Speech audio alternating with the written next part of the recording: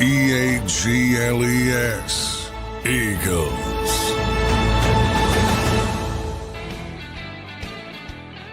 And welcome in, everybody, to a Wednesday morning edition of Birds 365 here on JAKIB Sports. I'm your host, Zander Krause. That's my co-host, Johnny Mack, John McMullen.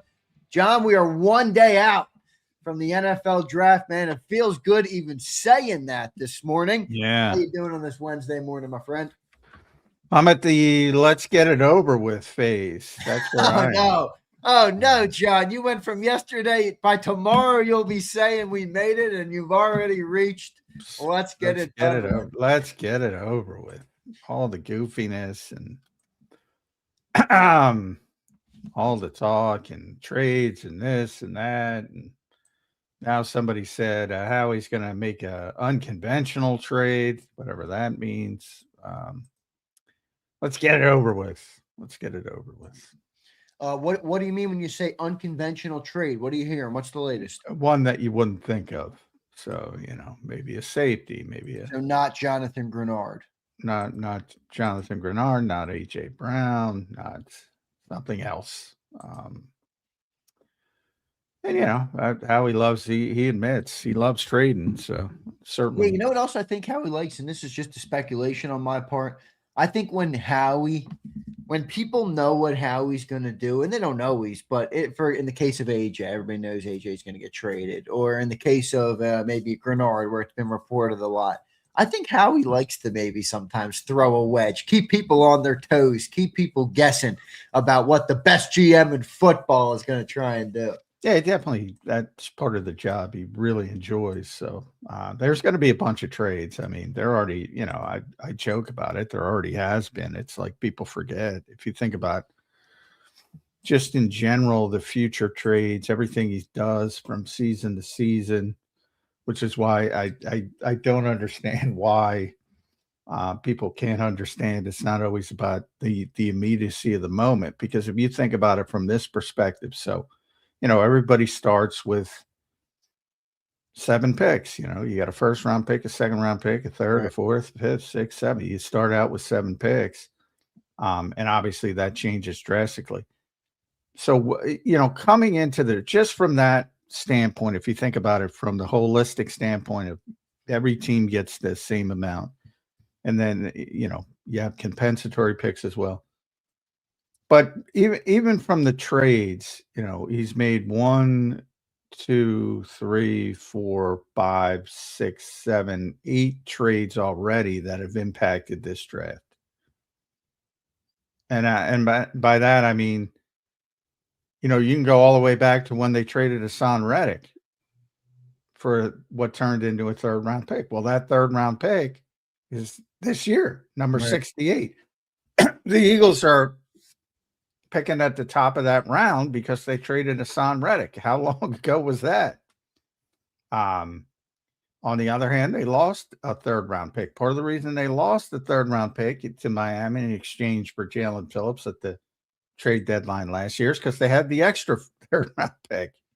And they knew another 3rd round pick was coming because of the compensatory in Milton Williams' contract. So they lost 87 to the Dolphins.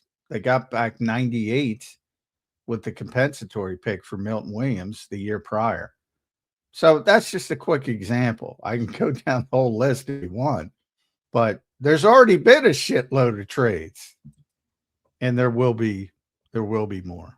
Yep, I agree. Howie Roseman shaking and baking. We'll see what he can do right now. He's got 8 picks in this draft after the trade for Dontavian Wicks. And now we will see what he does. We are now within basically, I don't know, what is it, John, 36 hours away from the NFL draft kicking off. So it's going to be a very interesting start. John, yesterday we talked a little bit about the Jonathan Grenard potential because we kind of ran through an Eagle-only mock where you had them trading a 2nd round pick for Grenard.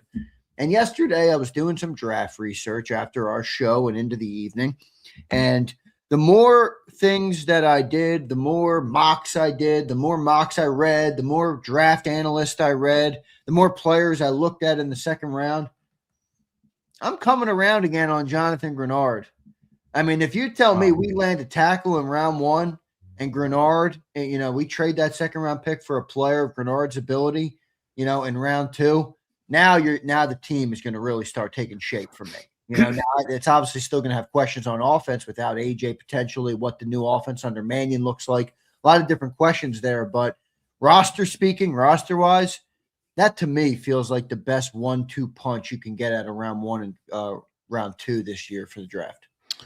Well, I mean, if you're only worried about 2026, and I think a lot of fans are only worried about 2026, I mean, there's no way you're getting a player of Jonathan Grenard's level at 54. So if you just want to look at it from that standpoint, I mean, literally no way.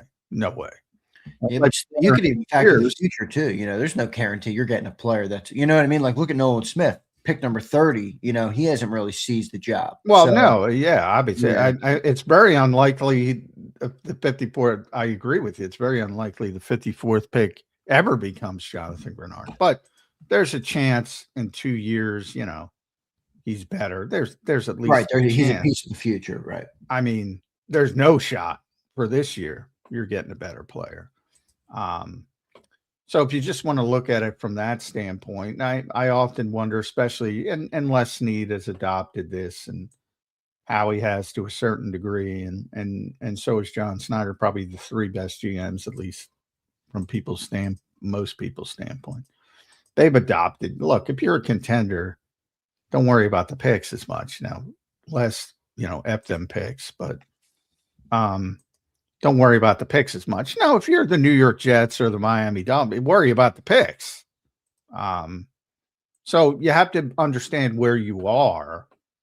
And certainly contenders, I would always say, go get the proven commodity. If you're on the cusp, and the Eagles, I even with all the change, even with more question marks, they're one of the few teams, 5-6 teams that can really say, look, if we do a bunch of things correctly, we can get back to the Super Bowl. They're still in that category. So even though there's more uncertainty, some of it's off the field, some of it's on the field with question marks, but they're still in that category. So I'm still in the mode of, I don't care about the 54th pick if I can get a proven commodity. Right. Especially doesn't mean it's going to be Grenard either. That's just no. It could be Alex Highsmith. It could be Nate, not Nate, but Nick Herbig. It could be somebody else, but it could be safety, whatever. I'm all for getting a proven commodity versus rolling the dice on Danny Dennis Sutton or somebody of that nature, and say, hey, we're a Super Bowl team, Danny Dennis Sutton, go be a meaningful difference maker. And there's other guys. I mean, but if you start looking at the second round, the Gabe Jacobses of the world, the Mason Thomases, Romello Heights, a kid they looked at, Zion Young for our Mizzou fan, Malachi Lawrence. It's very deep class for edge defenders, but these guys might develop a year or two down the line. Not going to help you that much this year. Maybe by the second half of the season, even, better. Think about forced into action, maybe that, but like I said, Grenard specifically, Highsmith is in that category too. I would put Herbig a little bit down. I think Eagles fans would be very happy with either of those players. Yeah, I think some people out there don't want to see it because of how old or the age and stuff like that, and maybe the decreased statistical output from Grenard last year. But I think if you're trying to get the team better, it's a good move. A lot of trade talk, John, coming into the draft right now. For the Eagles with 8 picks. Obviously, the A.J. Brown thing's been looming forever. Even the Grenard thing is something we've talked about here for months on end. Now, potentially an unconventional trade.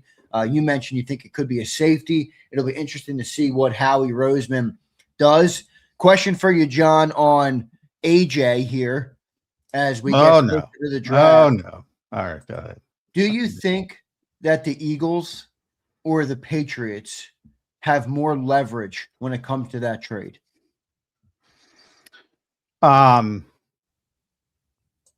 especially after this week where for the first time in A.J. Brown's career, he did not go to involuntary workouts. Yeah, I think the Eagles have a little bit less because it's so evident that. And again, I'm past all the fan stuff and all that. I mean, it's evident around the league what's going on. That's why I have these reports, and I've talked about it for weeks and weeks and weeks. His agent's out in Indianapolis shopping. He's looking for, new places. Where would he go? Where wouldn't he go? It's been going on for a long time. So everybody's aware. And then there's the second aspect of the health. And, you can say, teams are going to play that up. And yeah, they probably do a little bit. But hey, that's what you're dealing with. And that's really dated back to when he came out of Ole Miss long ago. So there's concern over his knee. How long can he go at the level that he's going? So I do think, and one of the weird, and I remember talking about with the Waddle stuff. Look, Waddle has nothing to do with A.J. Brown. And I get it from a fan perspective. Well, A.J.'s better than Waddle, so they should get this. It doesn't work like that, man. It does not work like there's so many other things. And in this case, the biggest thing is that knee.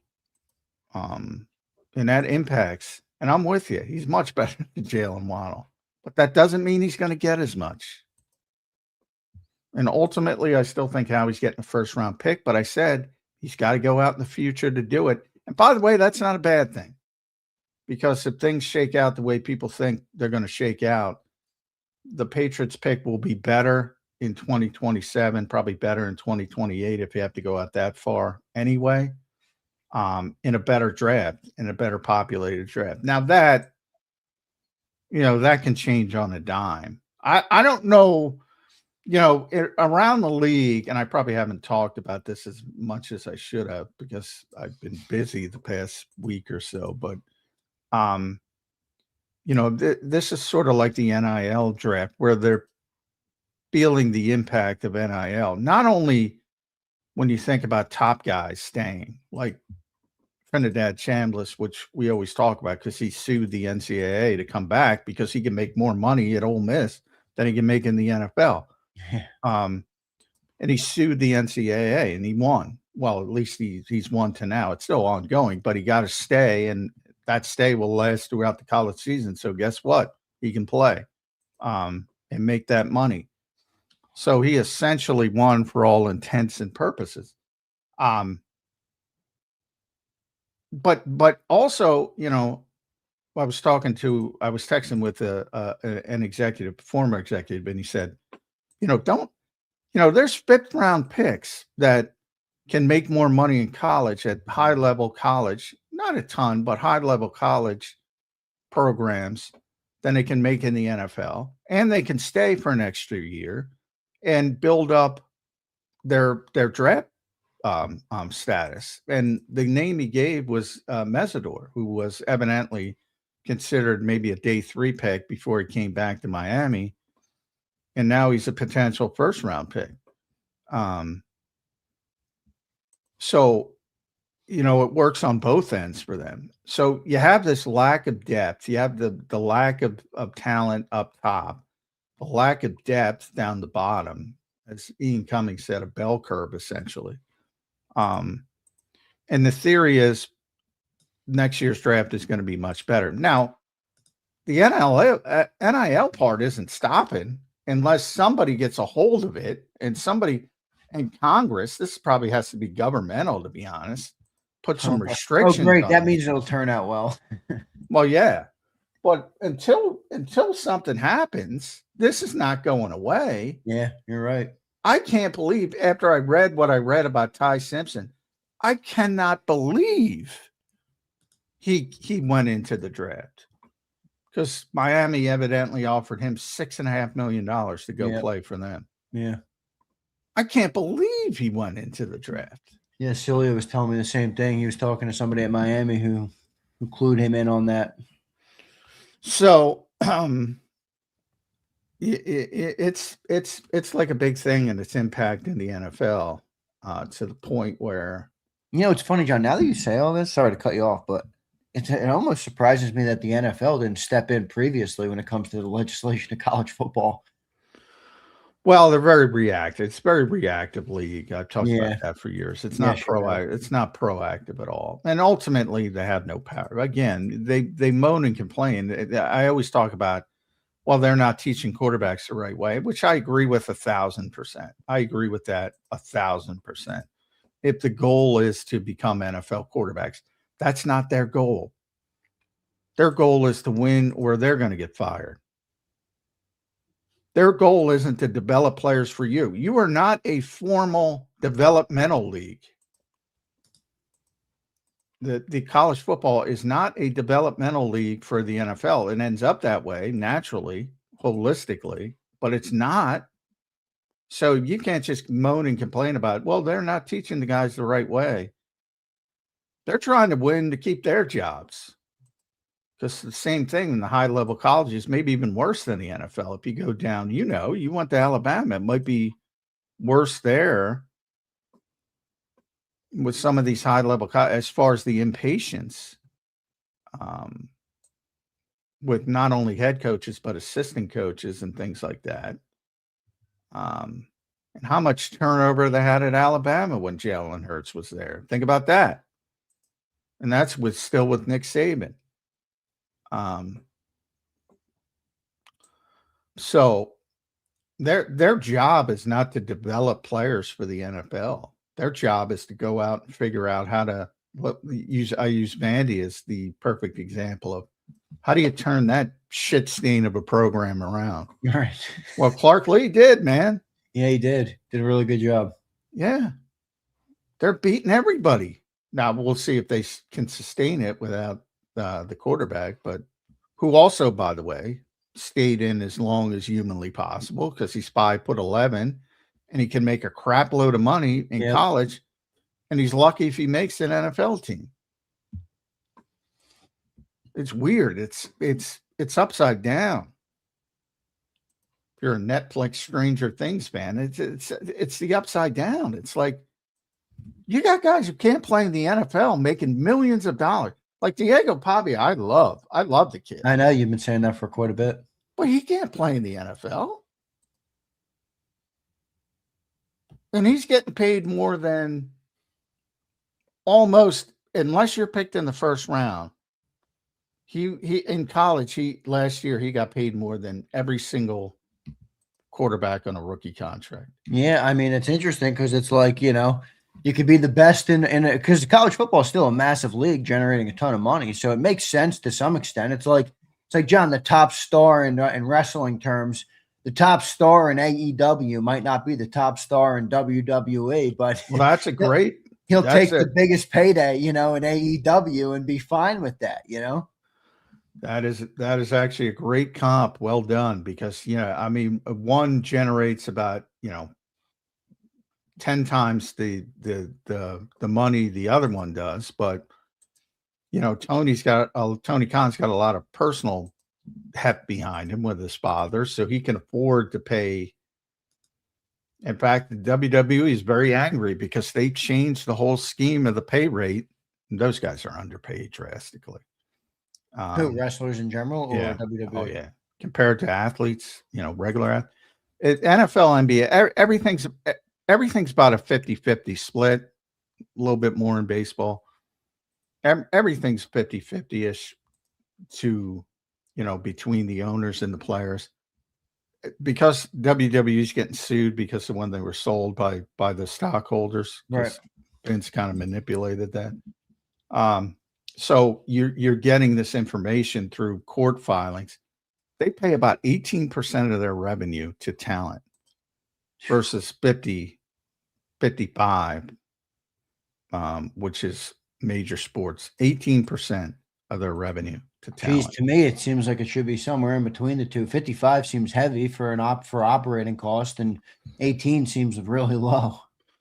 Yeah, I mean, that's why they make a shitload of money, but they don't have a union. That's why the wrestlers never stuck together, because the stars make a shitload, and they're like, I don't want to upset the apple cart. Exactly right. Yeah.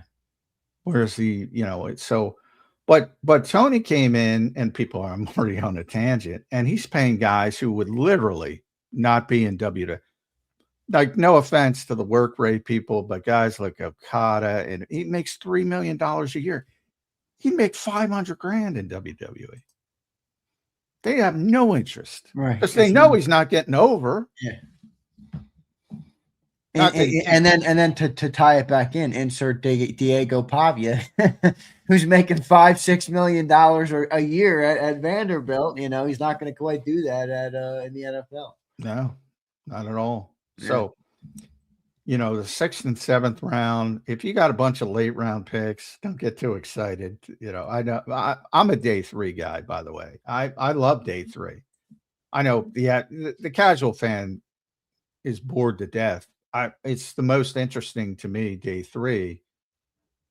Just because I think that's where smart teams can make some hay, but it's a really bad draft down the bottom. So if you got like 3 7th round picks and you're like, well, take 3 shots, normally you feel pretty good about that, but maybe not as much this year. Yeah, it is darts in day 3. You do agree with that, right? A lot of dart throwing. Oh, sure, but I mean, I there's also I use it as, if you don't play darts and you just show up and throw, hey, maybe you hit the bullseye, but you're probably going to suck. But if you practice darts, right, could be good. Yeah. Increase your chances of hitting on that bullseye. One chat we'll get to, and then we got Mike Gill in the green room. Looking forward to talking to Mike. We're one day out, everybody, from the NFL draft. I want to say we are 36 hours. Johns, kicks off what, tomorrow, 8 p.m.? Yes. Yeah, so all right. So that thing will go late into the night. Those 30. Well, the good news, they cut the time down from 10 to 8 minutes. Oh, okay. So it'll speed up a little bit. Probably be done around 11 or 11:30. We'll see. Here's JD, member for 12 months. Thank you, brother. Whole year. Appreciate your support. In 2 days, the shift will start. Round 1, the Eagles will shock the world and draft Ty Himpson. I can't wait. I'm almost emotional dreaming of our new offense with our new quarterback. Wow. Yeah, I don't think that's going to happen. Look at JD3's profile picture. It has Nick Sirianni with the crown. I didn't think I would ever find an Eagle fan who thinks Nick Sirianni is responsible for the team's success. It's crazy, by the way, that people think he isn't. But anyway, yeah, I don't think Ty Simpson is coming to Philadelphia. I think there's a good chance he might have a one of those former, guys like Garrett Nussmeier, Cade Klubnik, Carson Beck, Drew Aller. Those guys. The thing with Nussmeier is going to impact him a lot. I do think it might knock him down to day 3, like 4th round, like early 4th round. I think there's a shot, and I think the Eagles would take a shot on him early 4th round if it gets to him. Might even pull the Kaylee Ringo move and go up and get him after sleeping on it. So I could see one of that group coming to Philadelphia. And there's some other guys that aren't as the Cole Paytons of the world, the Luke Altmaiers of the world, who aren't as high profile. But I could definitely see them picking a quarterback on day 3. No doubt. JD, thanks for the chat, brother. Appreciate your support. Appreciate everybody being here. Don't forget to hit that like button today. Good opening segment. Now it's time to turn the page here and get to Mike Gill. You can follow him at Mike Gill Show. He joins us right now here on Birds 365. Welcome to the program, Mike, on a Wednesday morning, one day out from the NFL draft. How you doing, Mike? Good morning, guys. What's going on? Yes, the draft is finally here. Now we're ready to go, right? Yeah. This draft build has been like the WrestleMania build, way too long. Yeah, it seems that. Well, I thought it was quick early, but then it starts to drag. It kind of jumped on me, the early process, but because there's so much soap opera and niche around the Eagles. Yes. But now it just drags and drags and drags. You're right. And the Flyers are in the playoffs doing well. The Sixers, big upset win. So you got some interest otherwise. Now the Phillies are falling apart, but you got some interest in the other places. So what's it been since you got to deal with all of that, Mike Gill, at 97.3?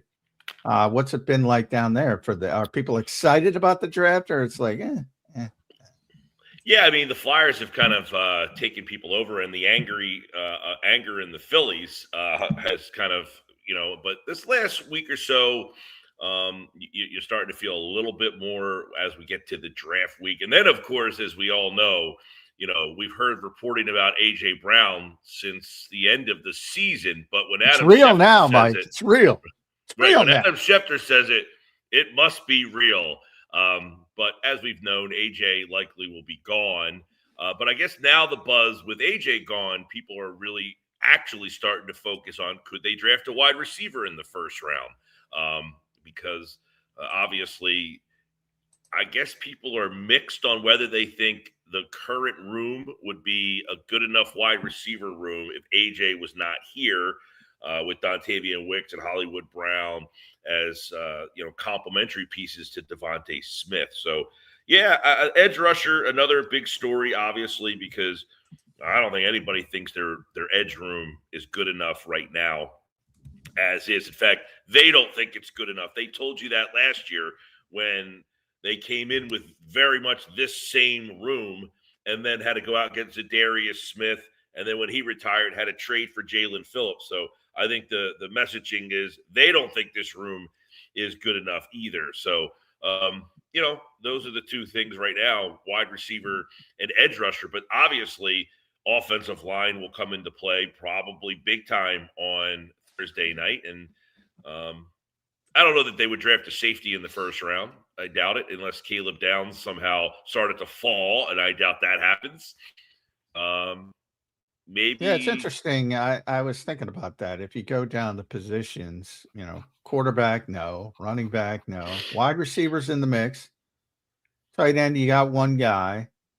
Obviously, you got a bunch of tackles, maybe even a guard in Vega, the kid from Penn State. No shot defensive tackle. Edge rusher, slight involved, yeah, but I don't love them personally. No shot will linebacker, no shot cornerback, no shot safety. I'm with you. So those are the positions you're down to, I think, in the first round. Yeah, and Sadiq is obviously the wild card if he's there, and do they go with a tight end? And if he's falling, do they feel like they have to move up to get him? Do they have to move to 18, 19, somewhere up a couple spots if he starts to drift down that way? So that will be something to kind of keep an eye on Thursday night. Mike, who do you think has the leverage right now in this AJ deal? If I don't think it's going to happen at the draft here, but I do wonder what it would take for Howie to make the move on the draft. What level of pick it would be. But the Patriots seem to be where it is. Who do you think has the leverage right now? The more leverage when it comes to trading AJ Brown between the Eagles and the Patriots? Well, tonight, I mean, I would think it's the Patriots, or tomorrow night. I would think it's the Patriots, considering the Eagles don't want to take the hit if they don't have to. So I think the Eagles have the leverage on draft night because they could ask for more because they're taking the hit here. Right. Hey, if we're going to take the hit on this, we want more. If, you want to give up a little less, then we want to take less of a cap hit here. So I think for Thursday night, if the Patriots are so antsy that they don't want to get anybody else involved leading up to June 1st, the Eagles have the leverage tomorrow night, right? I mean, but here the other. I mean, if just to play the devil's advocate, the Patriots could also say, "Howie, take the second round pick, or I'm going to draft a receiver right here, and then I ain't trading for him at all." I mean, there's receivers that growing on trees. I don't think the Eagles feel like they've lost out if they have to keep AJ Brown. That's where I agree, but that's changing a little bit for me. I mean, now he's not at voluntary camp. Now I know it's voluntary, but it's the first time he's ever missed it. It feels like the more things that keep happening, the less leverage the Eagles have. Well, again, I don't think the Eagles are like, we hate this guy, we want to get rid of him. I think it's more that he's just like, hey, but I also don't think AJ just wants to be traded to don't send me to Vegas or, wherever. Like, I don't think he wants to go to Cleveland or wherever. I think he wants to go where he wants to go, which you would think then gives the leverage to the other side because they're like, well, we know we're the only team you're dealing with, but that's not necessarily true. We know other teams have called And if it gets past the draft, then these teams probably feel like, okay, now we can get them for less because the draft has now passed and the cap hit for them will now be lessened. So maybe the Rams re-engage and say, okay, we talked to you leading up to the draft. You wanted a first-round pick. Well, now we're doing you the favor by letting the cap hit kind of subside a little bit. Let's have another conversation. So it's a weird situation where I think AJ really only wants to go to New England. I don't know that he really is like, send me wherever. I just want to get the hell out of here. That's why I think the Eagles can say, listen, if the worst case scenario is we end up having AJ Brown, now how untenable is the situation inside? We really haven't heard that it's like the worst of the worst, but maybe it's worse than we think, and they just want to get rid of him. Yeah, I definitely think. No, I don't even know the right word, but I definitely think, they're headed for divorce, obviously, and it's been that way for a while. But I think it's an amicable. I was going to say, amicable more of an divorce. amicable split, maybe, which is rare. And I get, most people, it's like War of the Roses, but in this case, it hasn't been. And AJ's done a very disciplined job of staying quiet as opposed to like Dexter Lawrence, who said, no, I'm done. I want out. And he makes it very, very clear. Dexter Lawrence was monetary focused, though, however, right? Oh, sure. Yeah, different reasons, obviously. Hey, had everything to do with Jordan Davis's contract. So the Eagles, that's what happens. And, we were talking about Will Anderson's contract, and people, what does that have to do with the Eagles? A lot.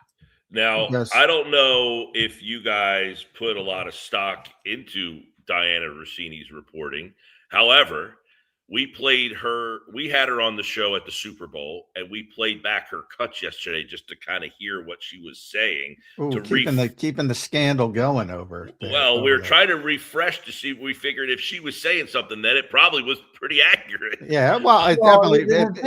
Look, I shredded Diana when the story broke, but the thing that I find ironic now is, you guys were both joking about Adam Schefter at the start of the segment. He comes out yesterday. He basically says the same thing that Diana's been saying. Almost verbatim. And it's like, all right, Diana maybe did some unethical stuff, but that's basically what she was saying. I know, John, do you follow Jimmy Traina at all? He had the bit from Seinfeld where George says, she took credit for my big salad. Yeah.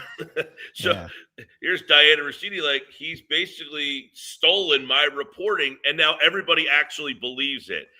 When she said it, she was the devil, and everybody hated her because they didn't want to hear it. Well, now Adam Schefter has basically said, I'm going to go check her information and see if it checks out. Oh, yeah, it all checks out. So one of the things, though, we played a bite back on our show yesterday that she did say, and this was back on February the 6th, was that Brown was unhappy with his role in the offense, but not with the people in the building. So is that still the case, that he just didn't like the offense and his role in the offense, not I don't like the people here? Well, the frustrating thing for me is, and I get it because we don't have the platform of these people, anybody who covers the Eagles on a daily basis, but where the AJ unhappiness came from, and I don't care if you listen to me or the Inquirer, wherever, it came from the local people. That's where that came from. Then it becomes real when somebody like Diana says it. And then when you talk about the logistics of this particular story, like, Albert Breer was the one who came up with the list, not Diana. Mm-hmm. That AJ had a list of teams that he would go to. And that came from, let's be honest, that came from his agent in Indianapolis. That's exactly where it came from. And so you have all these different ecosystems and people in the story and which I think gets conflated. And it's like, this is Diana's story. No, there's a bunch of people on this from early in the process. And the unhappiness came from local people because we all knew it. and we all talk. Zander can tell you how many times we talk about it on the show long before they ever mentioned it nationally. So I think there's this disconnect of like Schefter did this, Schefter did it. They're all getting handed the same information. Yeah, my personal take on the Schefter story is it's like Sunday. Monday of draft week is like game day on Sunday, where you repackage news. That's not new news. Everybody knows AJ's on his way. Well, he was on various outlets leading up to the last month or so. No, he was more cautious than most, I would say. Yes, he was not really offering a lot on the AJ Brown situation. Because he wasn't hearing much or wasn't doing any digging. And then all of a sudden this week he came out and basically confirmed that. And gave us, by the way, the biggest confirmation of all was he will likely be traded, and it will be to the Patriots after June 1st. Yeah. And, also what started this week, April 20th. Happy Edibles Day to all the people that enjoy that kind of stuff. But April 20th, started voluntary work again. That was a key date where we mentioned it on this show. He's always at voluntary work. If he doesn't show up for voluntary work, that was part of it as well, because the Eagles knew he wasn't showing up. So some of the stuff starts to come together for everyone. Yeah. But the Diana stuff, and look, did she get her information in the right way? Absolutely not. But neither does Jay Glazer, and neither does, and I'm not even saying allegedly, neither does Jordan Schultz, and neither does Adam Schefter. Like the picture of Jay Glazer, he's got all the coaches at his house for a day drinking day, and he's like, "Hey, it's our annual day drinking day." I don't know that that's a very ethical way to get everybody lubed up. Get everybody lubed up and start having loose lips and giving me information on it. It is not. And Ben Volen up at the Boston Globe did a great piece on it. We talked about it on the show, and then he did a piece on it and brought up the information broker business, as I like to call it. Hat tip to Mike Sealski. Jordan Schultz is gifting people $700 coffee machines. He mentioned Jay's annual party. None of this is ethical. Mm-hmm. But the particular story, like I think of all the national people, the one who got the most concrete information was not Diana, it was Albert Breer. And I think people forget that. And I brought that up on the show. I'm like, she's not the one who came up with the teams. She's not the list of the teams. Correct. Right. Yes. And again, I go back to Xander's question, it seems that the leverage would kind of be that the Eagles don't have other teams they're dealing with at this point. The Rams, we had heard, were engaged and dropped out. Could they pick back the phone after the draft? See, I go back to the fact that the Eagles are in a tough spot on draft night, is that they might want to get rid of them, but they maybe don't want to take the hit. But John, how worrisome are they of taking the dead cap hit, or do they just not care and they'll figure out a way to work around it if they want to get something? Because my big thing has been, how do you trade AJ Brown and not get a player back for this year's team to help you?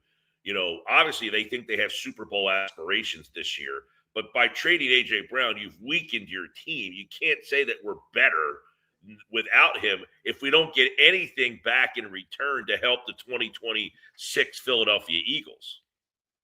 Well, yeah, I you can't replace the talent. I think, I've said that pretty consistently. You might not have to replace the talent per se, talent for talent, but just help. You got to play a different style. Like, and Zander pointed out, look, the passing offense stunk with AJ Brown. So bringing him back isn't the solution to anything. Mm-hmm. Because they have to do things a different way from their standpoint. Obviously, changing offenses, bringing in Sean Mannion, they're going to play a different style. So maybe that alone maybe spread the football around. Now you can argue the quarterback can do that, can't do that, whatever. But they definitely have to play differently on offense with no A.J. Brown. And they've already started that process in trading for Dontavian Wicks, signing Hollywood Brown. So you have this competency. Like, I'm amazed. You talk about, Mike, what this wide receiver, somewhere in Minneapolis, Carson Wentz shakes his head when people talk about the Eagles having a weak wide receiver room with no A.J. Brown. I mean, this was a hellscape for receivers for a number of years. Exactly. I don't like trading A.J. Brown and with the room they have, and then they probably draft someone. I don't have a problem with it. I just watched the Seahawks. Jackson Smith and Jigba's a stud. Is he better than Devontae Smith? Maybe slightly better, yes. But I think Devontae Smith is fine to be your guy, and then the other guys have their roles. The Packers never had this stud number one guy. They had a Wicks and a Dobbs and a Watson and Melton. I mean, they just had a bunch of guys, So I think you can trade A.J. Brown with the room you have, and if you added a guy in the draft. But I would like to see them get a player, whether it be an edge rusher or a safety or somebody. I think they'd rather have the first round pick. I think they would rather have the first round pick too, obviously. But is it in this draft or next year's draft? And if it's in next year's draft, that's not helping you this year. No, but it's getting you a better pick. Right. I understand the point. I understand the point of the pick next year helps you next year and is probably better next year. But I go back to the 2026 Eagles do not improve because of that. And are the Eagles okay with that? Just saying. They're definitely okay with it. They're definitely okay because they know they're not getting equal value for A.J. Brown in the moment. Well, it doesn't even have to be like, the Parsons deal. The Cowboys got back in return a player that helped them out. Was he an equal value? No, but it filled a need that they had. Right. And that's actually a good example. I mean, they obviously lost a great player, but I did think that they did things that helped their team overall, Right. They got rid of Parsons because he wanted more money, yada, yada. But, okay, we're going to trade you. We're going to lose value. We know that. We're giving up the better player. But in return, we're going to get a player who's going to at least help fill a need that we have on this team right now. Now, they might be a good example because of that, but they might be a bad example because they didn't make the playoffs still. But now they at least say, okay, now we have this guy, and then they made the trade, and they have another guy, and they started to build because of that, again. But if the Eagles can get something to help this team out now, and if you're only dealing with one team, that's going to be tough. Mike, speaking of trades, not on the A.J. Brown front, would you trade pick number 54 for Jonathan Grenard and tack on, let's just call it a 2 or 3 year contract that pays him anywhere between $25 to $30 million? Would you do that deal if you're the Philadelphia Eagles, if you're Howie Roseman? It's a tough one because I'm not the biggest Grenard guy. He's had a lot of injury issues. I don't know that I don't think he's better than Jalen Phillips. And not that you're going to get a guy better than Jalen Phillips, but I gave up a 3 to get Phillips. I know he was on the last year of his deal. Grenard, is he on the last year of his deal, or does he have another year after this? He just wants to get he's got another year, but this is the last year of meaningful guaranteed money. So it's really the last year. So to give up a second for Grenard when I gave up a third for Phillips, I don't love that. I do acknowledge you need an upgrade. Like, I like the deal for Cincinnati the other day, mainly because you're not getting Dexter Lawrence in this draft. He's better than every guy in the draft at 10. So I'll give up the 10th pick if I know the guy I'm getting in return is better than what I'm getting at 10. We just live in a society with what's behind door number 2 is always more fascinating. No, right. I'll take Dexter Lawrence. Thank you very much. Pick 10 ain't going to be Dexter Lawrence. So in this case, is pick 54 going to be Jonathan Grenard or better? Probably not. Not in this draft. I don't love the edge rushing crew in this draft. So that's why I may consider. If it was a different situation, I don't like giving up 54 for Grenard when I only gave up a third-round pick for Phillips, because I think Phillips is better than Grenard in a lot of different avenues. Now, Phillips had injury issues as well. He had, major injuries. I'm iffy on that deal. I'd probably say yes, mainly because I am so desperate for an edge rusher. Well, what Phillips' problem is, it's not fair, because I'm with you. I think he's a better all-around player than Grenard, but Grenard's a better pass rusher. And Grenard's the guy with the 12.5 sack seasons. And that's what people pay for. Let's be honest. It's not fair. I'd be the first one to say it on this show. But once you get home and have double-digit sack seasons, you're at a higher level than the guys you don't. For years, the Eagles had one of the best two-way defensive ends really in the modern era of football, and Brandon Graham, and everybody downplayed him because he didn't get 10 sacks. You got to get home to get the really, really, really big money. And that's just unfortunate, but that's the business of football, which always doesn't align. But I'm from the standpoint of, I'm going to go, no way you're getting a player like Jonathan Grenard. So to use your AJ, if you want to get better this season, 2026, no brainer to me. Now, 2 years down the road, maybe it hurts you, but about 20, you're getting much better if you make that move. We got to finish with the draft, but I do have to ask you this question because I want to get your thought on it. We haven't discussed it. Jalen Hurts put up a bunch of Instagram stuff about his off-season workouts. And the most interesting part was he was working out with the quarterback coach the Eagles just let walk away. Yeah.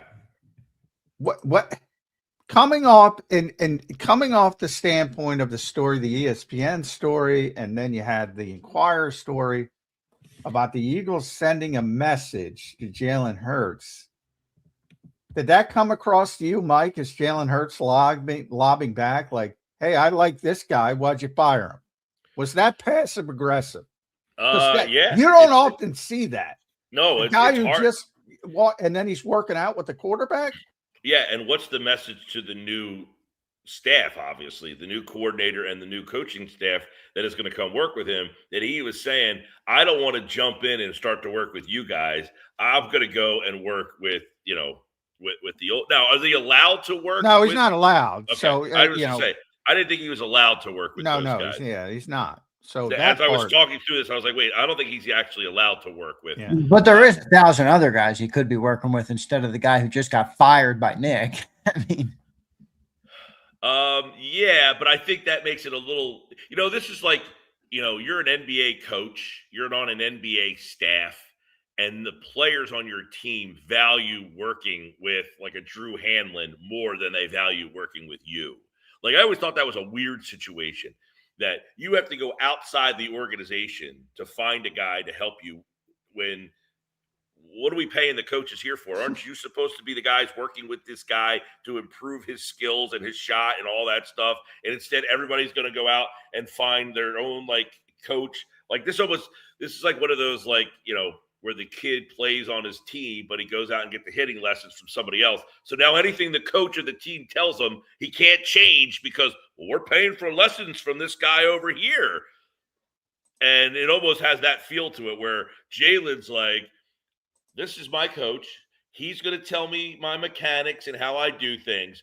And when I go back to my team, I don't want to hear you guys tell me that I'm doing this wrong or I'm doing that wrong, because I've worked with my coach all off season long. It does kind of give a weird dynamic and a vibe for the new coach coming in saying, man, this guy was working out this summer, which I like. I like the fact that you're working out, but you're working out with the guy that we're trying to untangle some of the things he was teaching you. It's so bizarre, Mike. It really is. I get your NBA reference, but in football, look, it is collectively bargaining. You can't work with the coaches. So Right. everybody, part of your job now is to go outside. We know, Adam Day, the ex-pitcher, and Tom House, and everybody goes out there in Los Angeles to work on their mechanics, and it's been very successful. Jalen Hurts has done it. I forget his previous quarterback's coach. His name was Avery. I forget the name. I apologize, but Quincy Avery. Thank you. Getting old. So we worked with him for years. So you have to do this stuff, but I have never in my life. I'm not keeping a list of these things, but I never saw somebody they moved on from, and you're working with them in the next off season. It's just bizarre to me, Mike. And to me, if you like the guy enough to work with him in the off season, why the hell aren't the Eagles keeping him? That's my question. Why not? If Jalen Hurts liked the quarterback who he spends more time with than any other coach, I mean, could it have been that negative to just keep Who did the Eagles replace him with? Parks Frazier. Correct. Okay, Parks Frazier. So Hurts likes Loeffler, but didn't have a big enough voice to say, listen, you can change the coordinator, but I want to keep my guy over here. That's not a good sign. Yeah, right? It's not a good sign. Not a good sign. Listen. I just wanted to get your thoughts on it because it's strange to me. And Hurts obviously, feels comfortable working enough with him where he said, I don't care. I'm going to go work with this guy anything. I don't care what the optics are. Well, there was some intentionality to put out a picture. Well, it could be passive aggressive and saying, look, because remember, Mike, you have these stories coming out that the Eagles are going through the media to send a message to Jalen Hurts.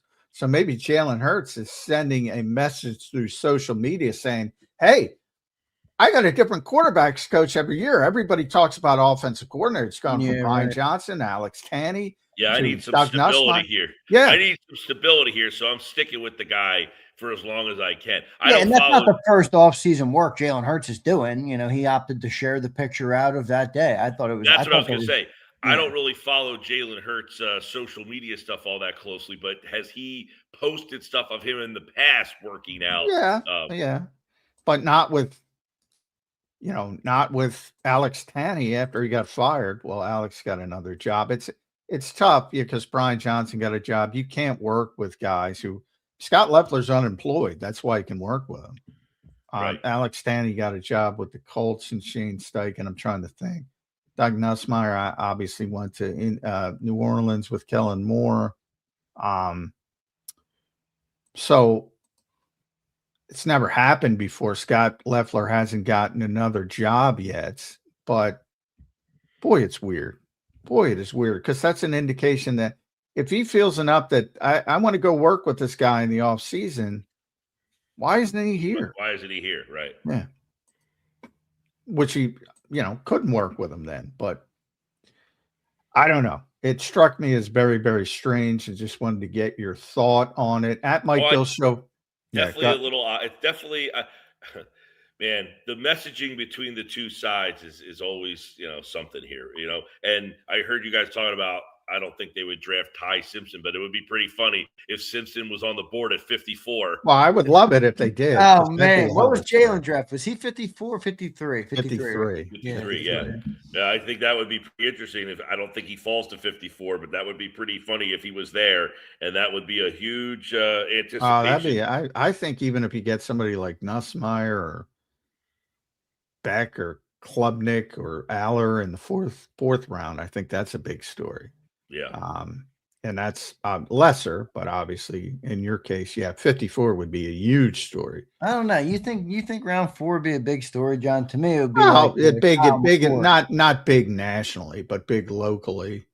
Bringing in a quarterback with, especially if it's a Nussmeier type who projects better in just the style projects better in Sean Mannion's scheme or perceived scheme.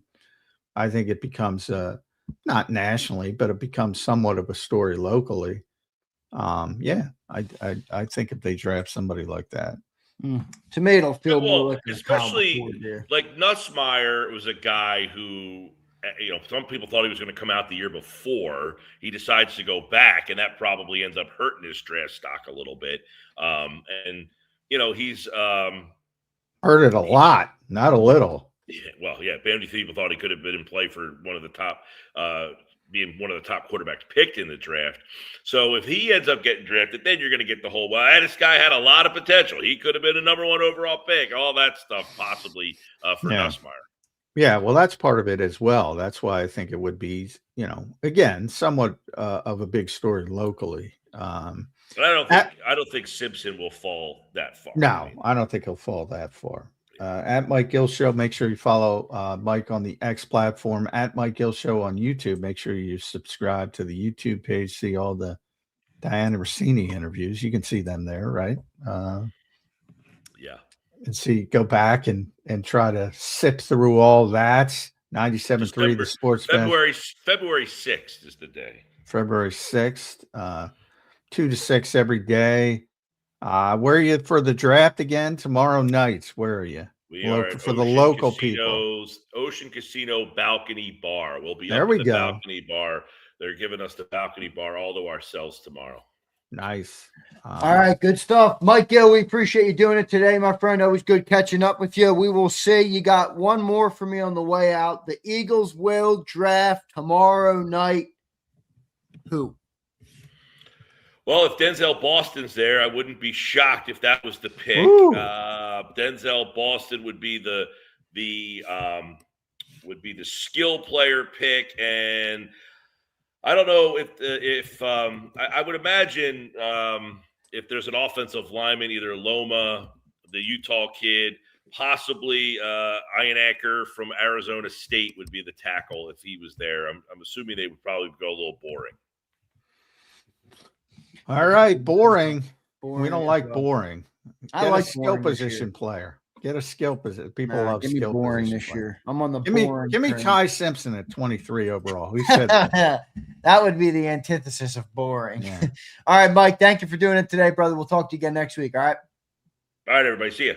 All right, thanks, bud. There's Mike Gill joining us right here on Birds 365. Good segment there with Mike Gill. Always good catching up with him. A lot of interesting talking point. A lot of interesting storylines right now around this football team. Just 36 hours or 35 hours, I guess, now out from the NFL draft. Getting interesting, John, as we heat up here. I think the Birds stay pat or don't trade away the pick tomorrow. I think they make a pick somewhere in the first round tomorrow.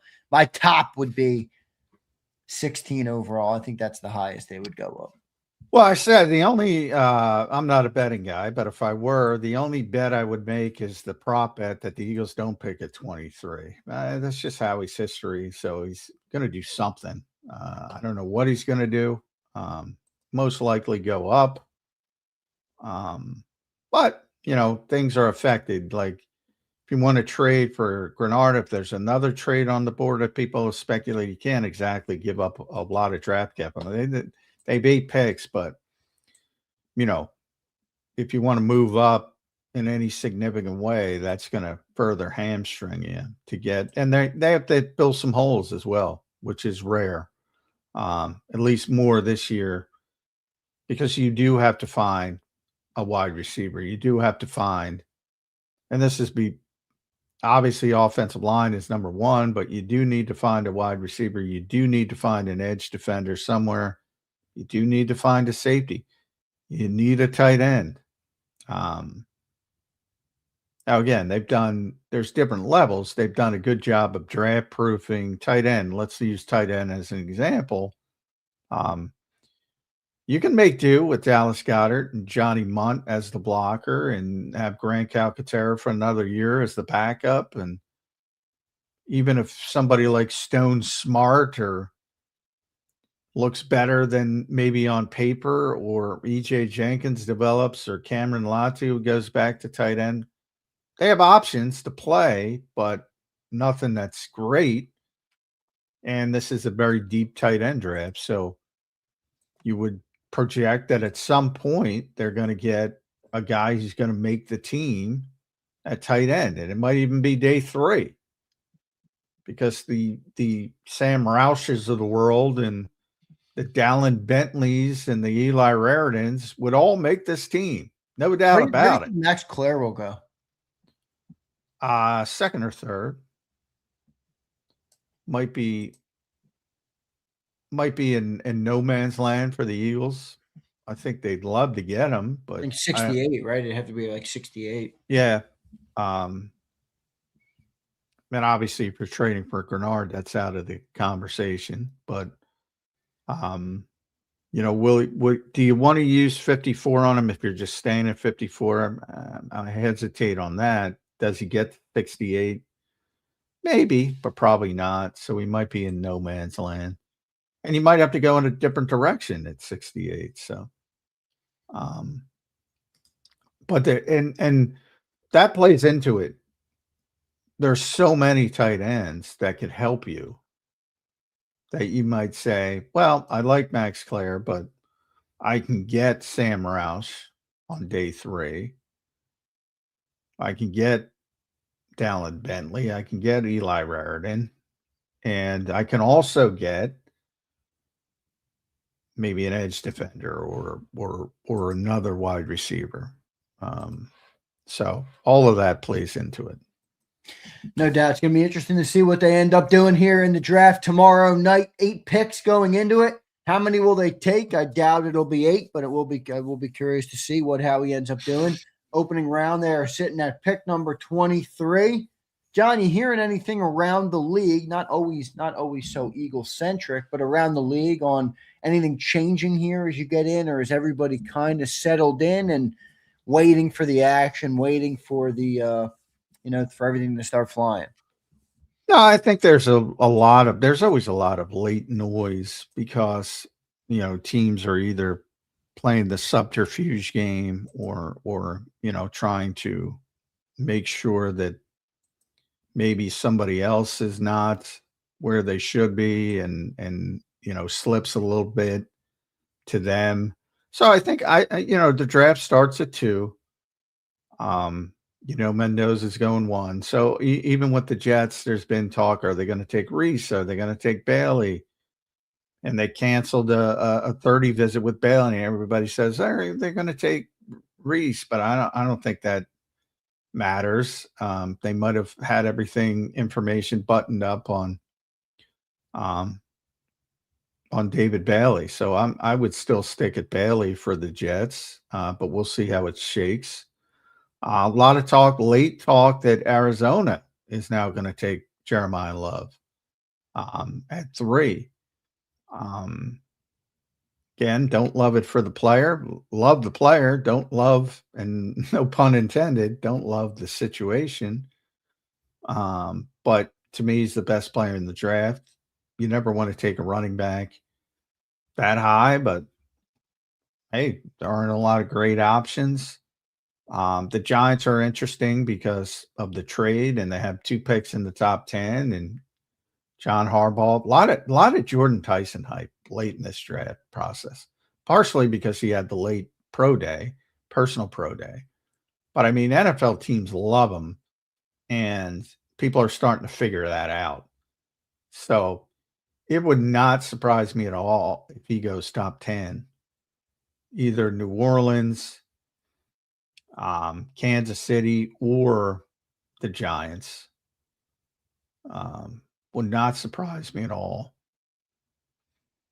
So, Caden Proctor too, who's a guy who I landed on as the guy the Eagles would take if he fell to 23. I don't see any way he gets to 23 now. Anyway. There would have to be a run on receivers and quarterback. Ty would have to go top 20. I mean, there would have to be a lot of things happen, I think, for him to fall. Yeah. Detroit, I think, is the floor for him at 17. There's a lot of talk that they'll trade up. He might get drafted. Miami might draft him. So, I think that might be pie in the sky. The Rams, we were talking about the Rams in relation to A.J. Brown. I think it's already ended, but it will completely shut the door because I think they're going to take a wide receiver. because of some of the issues they got going on. Might be Mekhi Lemon. I don't think Tyson's going to fall to them. So yeah, there's always a lot of hype about. And then the tackles, it's about your favorite flavor, really, because I could see Freeling go ahead of Maui Goa, and I could see him fall a little bit if he doesn't go ahead of him. I don't get the feeling Max Ianacker's the guy anymore. A lot of people think he is. I don't get that feeling. Just trying to look at some of the other potential picks. But yeah, I mean, there's always a lot of back and forth, and there's more for a lot of prospects. There's more wide ranges. I could see Freeling, especially guys who have high upsides. Right. He could go top 10, or he can go, late teens. Pretty significant. I could see a Messidor guy we've talked about a lot. I could see him going 15 to Tampa and falling out of the first round, and being an early second round pick. I could see. One thing, the biggest compliment I could get, I ever give the Eagles, whether they like it or know it or understand it or not, the biggest compliment is covering this team. I get to see how bad other organizations are. And it's really a Howie compliment more than the Eagles organization. Covering the Eagles, I see how bad some of the and you got guys like, if you need a defensive tackle and you don't draft proof, and there's a lot of teams that need defensive tackles that don't draft proof, well, all of a sudden you got to reach for Peter Woods, and you might see Christian Miller in the first round, and you might see Caleb Banks in the first round. And people go, what the fuck? Bad organizations, man. They have to take a defensive tackle. Or the kid from Ohio State, Cade McDonald. I think he might be a first-round pick. And that's going to get, well, Cade McDonald. There's a lot of bad organizations. Yeah, there is. And we'll see if Howie can take advantage of one of them tomorrow night. We will find out. John, what do you expect him to do, or what is your thought process on their optionality and their options here for safety? Well, draft-wise, I think you're day 2, best case scenario. And that's the only way you're going to get a potential meaningful piece in the draft. They're not taking a safety in the first round. And a lot of talk that that's another one. The Toledo kid is not going to go in the first round anymore. We'll see if it's real, if it's not real. So to me, you're only going to have 2 safeties go in the first round. Caleb Downs, obviously, and Dylan Thieneman. Both are probably going to go before 23. Downs definitely. So McNeil Warren will probably be there. There's no way to me they're taking him. And then you start thinking about Traden Stukes and Jalen Kilgore are the 2 that have been sort of day 2 guys that the Eagles might be interested in. Maybe Zakee Wheatley's a Penn State guy. But I would lean more towards Stukes. And Stukes is a guy who, like a lot of people, you might even look at whatever your favorite draft thing is, and they might have him as a cornerback because he played more cornerback. The Eagles are looking at him as a safety, similar to Drew Makuba. He's got slot safety versatility. Same thing with Kilgore. And that's the kind they want coverage players at safety. I don't think Stukes is good enough to go at 54, and I don't think he gets to 68. So he might be no man's land for the Eagles. He might go before 54. He's a hot commodity, and I don't think he should be that high. But so I think you're probably looking at Jalen Kilgore, Tyreek Wheat, someone like that. And I wouldn't be comfortable with that. I don't want to start Jalen Kilgore with Drew Makuba, and I doubt Vic would. And that's where you probably start the season with Marcus Epps or Michael Carter, and then, if he starts picking it up, maybe by mid-season, he might be in the equation. But, that could be one of the trade thing. There could be somebody out there, final year of his rookie deal, they think he can play. Send a 4th-round pick for that. Like DeAndre Swift a couple years ago. They needed a running back, and Right. one of those types of trades. I could see that happening. But worst comes to worst, you start out with Marcus Epps or Michael Carter, and you got a draft pick to hopefully develop. What do you think the Eagles' thought process is right now on Andrew Makuba? You think they feel confident in him coming into year 2 or what? Yeah, I mean, he's got to come back from the injury, and he's back. He's one of the guys who pictured, so he's at voluntary work. He's probably not 100% cleared, but they're not doing on-field work, so that's not really relevant at this point. But, yeah, they love his coverage ability, and they love how comfortable he is in space, and he doesn't panic, and showed a lot of good signs. Now, Vic would always give him the backhanded compliment. He's got a lot to learn, as far as lining up correctly and learning pretty complicated coverage schemes. But just from the natural gifts, he's very gifted when it comes to coverage, and that's what they want in their safeties. My concerns with Drew Makuba are his size and the physical nature with what he plays with. He reminds me of Avonte Maddox. He throws his body around, and he doesn't have a body to throw around, if that makes sense. Like he plays like he's 210, and he's not. Right. So a little bit of a concern from that part of it. Yeah, going to be interesting to see what Makuba does in year 2. I feel pretty good about him, but I do think he's got to stay healthy, and that's going to be a challenge for him. So we will find out what they end up doing there. We got Brandon Lee Gowton coming up in a couple minutes here on Birds 365. We'll get to a couple super chats. Let's go to Alfredo. He says AJ will fail the physical and be back on the roster for 2026. I like that. Outside the box thinking. I like that. It's possible. We've already seen it once. Higher profile trade than that. 2 first-round picks. Max Crosby fails the physical. It's possible. Never say never. There you go, Alfredo. Johnny Mac likes your line of thinking. Well, the dirty little secret of NFL physicals, if they want to pass you, they'll pass you. Exactly. And if they want to fail you, they'll fail you too. Yeah. What the Ravens had buyer's remorse. It wasn't about.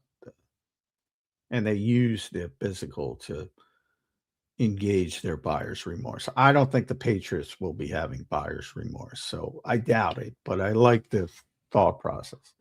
106 and Crank says this: with the additions at wide receiver and possibly another in the draft, where do you think that leaves Darius Cooper on the depth chart? Should I roll out my F Darius Cooper? No, I'm not. He's a nice guy. He's not relevant. Practice squad or well, he was, remember Johnny Wilson's coming back too. So and we'll see how healthy he is. But I mean, just if you're projecting Devontae Smith, Dontavian Wicks, Hollywood Brown, and a draft pick, there's 4 of your 5 right there. A relevant draft pick. I don't think Elijah Moore is going to make the team. We'll see if they need Britton Covey or not. And if they do, they'll probably start him out on the practice squad. They'll probably do it that way. So you'll get at least by 3 extra weeks. So right now, I'm projecting that he would be fighting with Johnny Wilson for the final spot. And obviously, under old school thinking, which would be more of the blocker. You'd want Johnny Wilson. Maybe the new school thinking is you want more of the playmaker, and that would be Darius Cooper. So he's got a shot to make the team, but as far as being a relevant part of the offense, a lot of injuries would have to happen. I agree. We'll see what ends up happening with Darius Cooper and the Eagles wide receiving group. It will be we'll be curious. We got one more super chat. Him Bison, what's up, brother? Why not get Sweaty instead of Grenard? I don't know about that. Yeah, I mean, what do you want? Do you want the pass rusher, or do you want the more well-rounded player? And by the way, I think Grenard's Grenard's better. That's why. Better.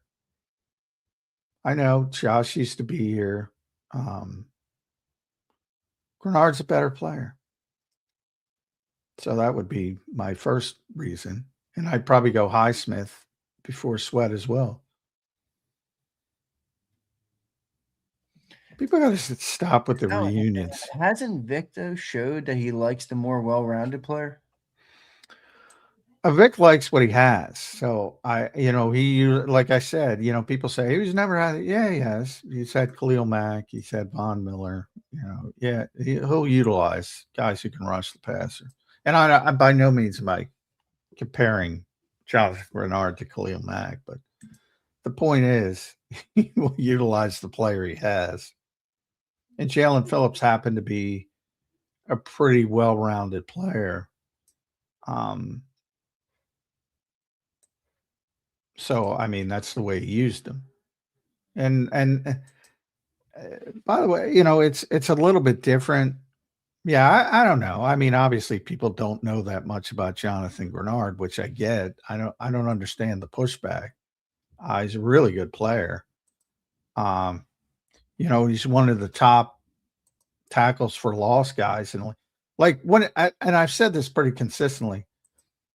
If the Eagles get that guy, you will fall in love within 2 weeks. Every one of these people, every one of these Eagles fans, 2 weeks. That's my prediction, because he's exactly what you want. And by that, I mean, amazing explosion, amazing athleticism around the edge. And he's one of the biggest tackle for loss guys in the NFL. And he has been since his Houston days, the end of his Houston days.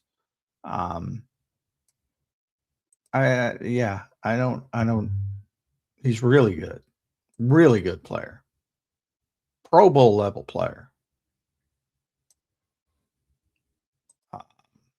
And 54, that's not, I'm trying to pull it. He was the 10th graded edge defender in run defense last year.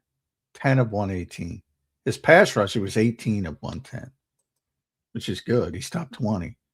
He's better against the run. I don't know what people. I'm amazed he's on the trade market. Number one.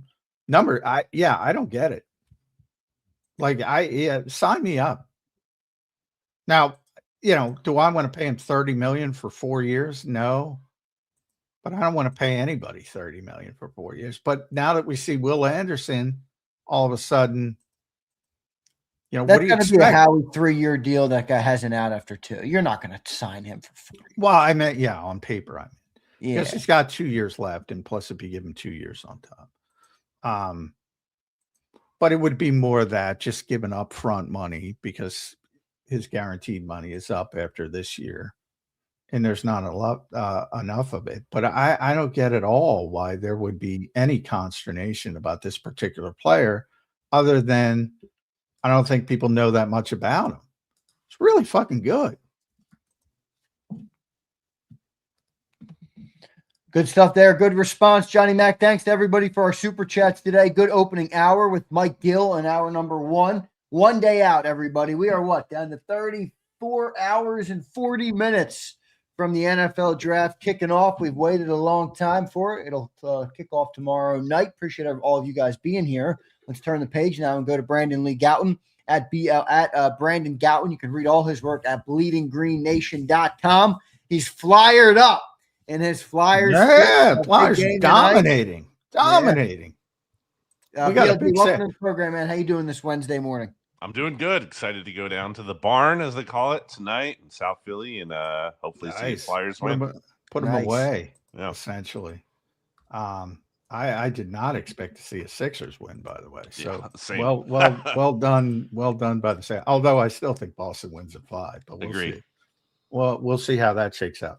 Obviously, I do expect the Flyers to win. So very exciting days for the Fly guys. Everybody get flyered up for that, but you do have some extra work besides that this week. We're finally here, BLG. But before we get to the draft, and we're going to get to the draft, because I want to get your take on this, because it was just so strange to me. And when you add in all the accompanying things and Tim's article and Jeff's article, and the thought of the Eagles sending messages to Jalen Hurts through the media, and all of a sudden you see Jalen Hurts on Instagram posting he's working with Scott Leffler. Boy, that's weird, BLG. Yeah. That is very, very weird. What were your immediate takeaways from that? Same word I would use to describe it. And weird doesn't necessarily mean bad here. That's not what I'm saying. I'm saying that I don't recall a player working out with a coach that the team essentially effectively fired just, a month or whatever earlier. Yeah. Strange, I don't recall that. And now look, obviously Jalen Hurts can't work out with active Eagles coaches. Yeah. That's not permitted at this time of year. So that context is important. Maybe he's just relying on a familiar resource for him, but I honestly don't know what to fully make. I don't know what it does mean, but I do know it's unusual.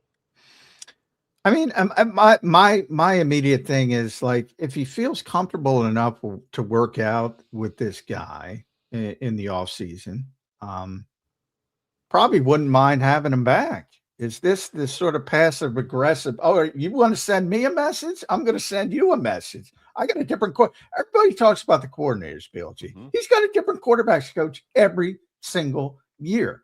And those are the guys who work with him on the daily basis the most about technique and fundamentals, which in theory are more important this year than any other year if they're truly going to go with more Shanahan style offense. And you got to get Jalen Hurts up to speed with footwork and technique and fundamentals. Am I overstating that? Because I think it was a pass aggressive look. All right, you want to send me a message? I'm going to send you a message. I don't think you can rule it out, because I think Jalen is very intentional, and clearly that was posted, on that post that he put out. It wasn't like, he was seen working out with him. He put it out there, and he spoke highly of Scott Leffler late last season in December. He said, I hope we can keep him.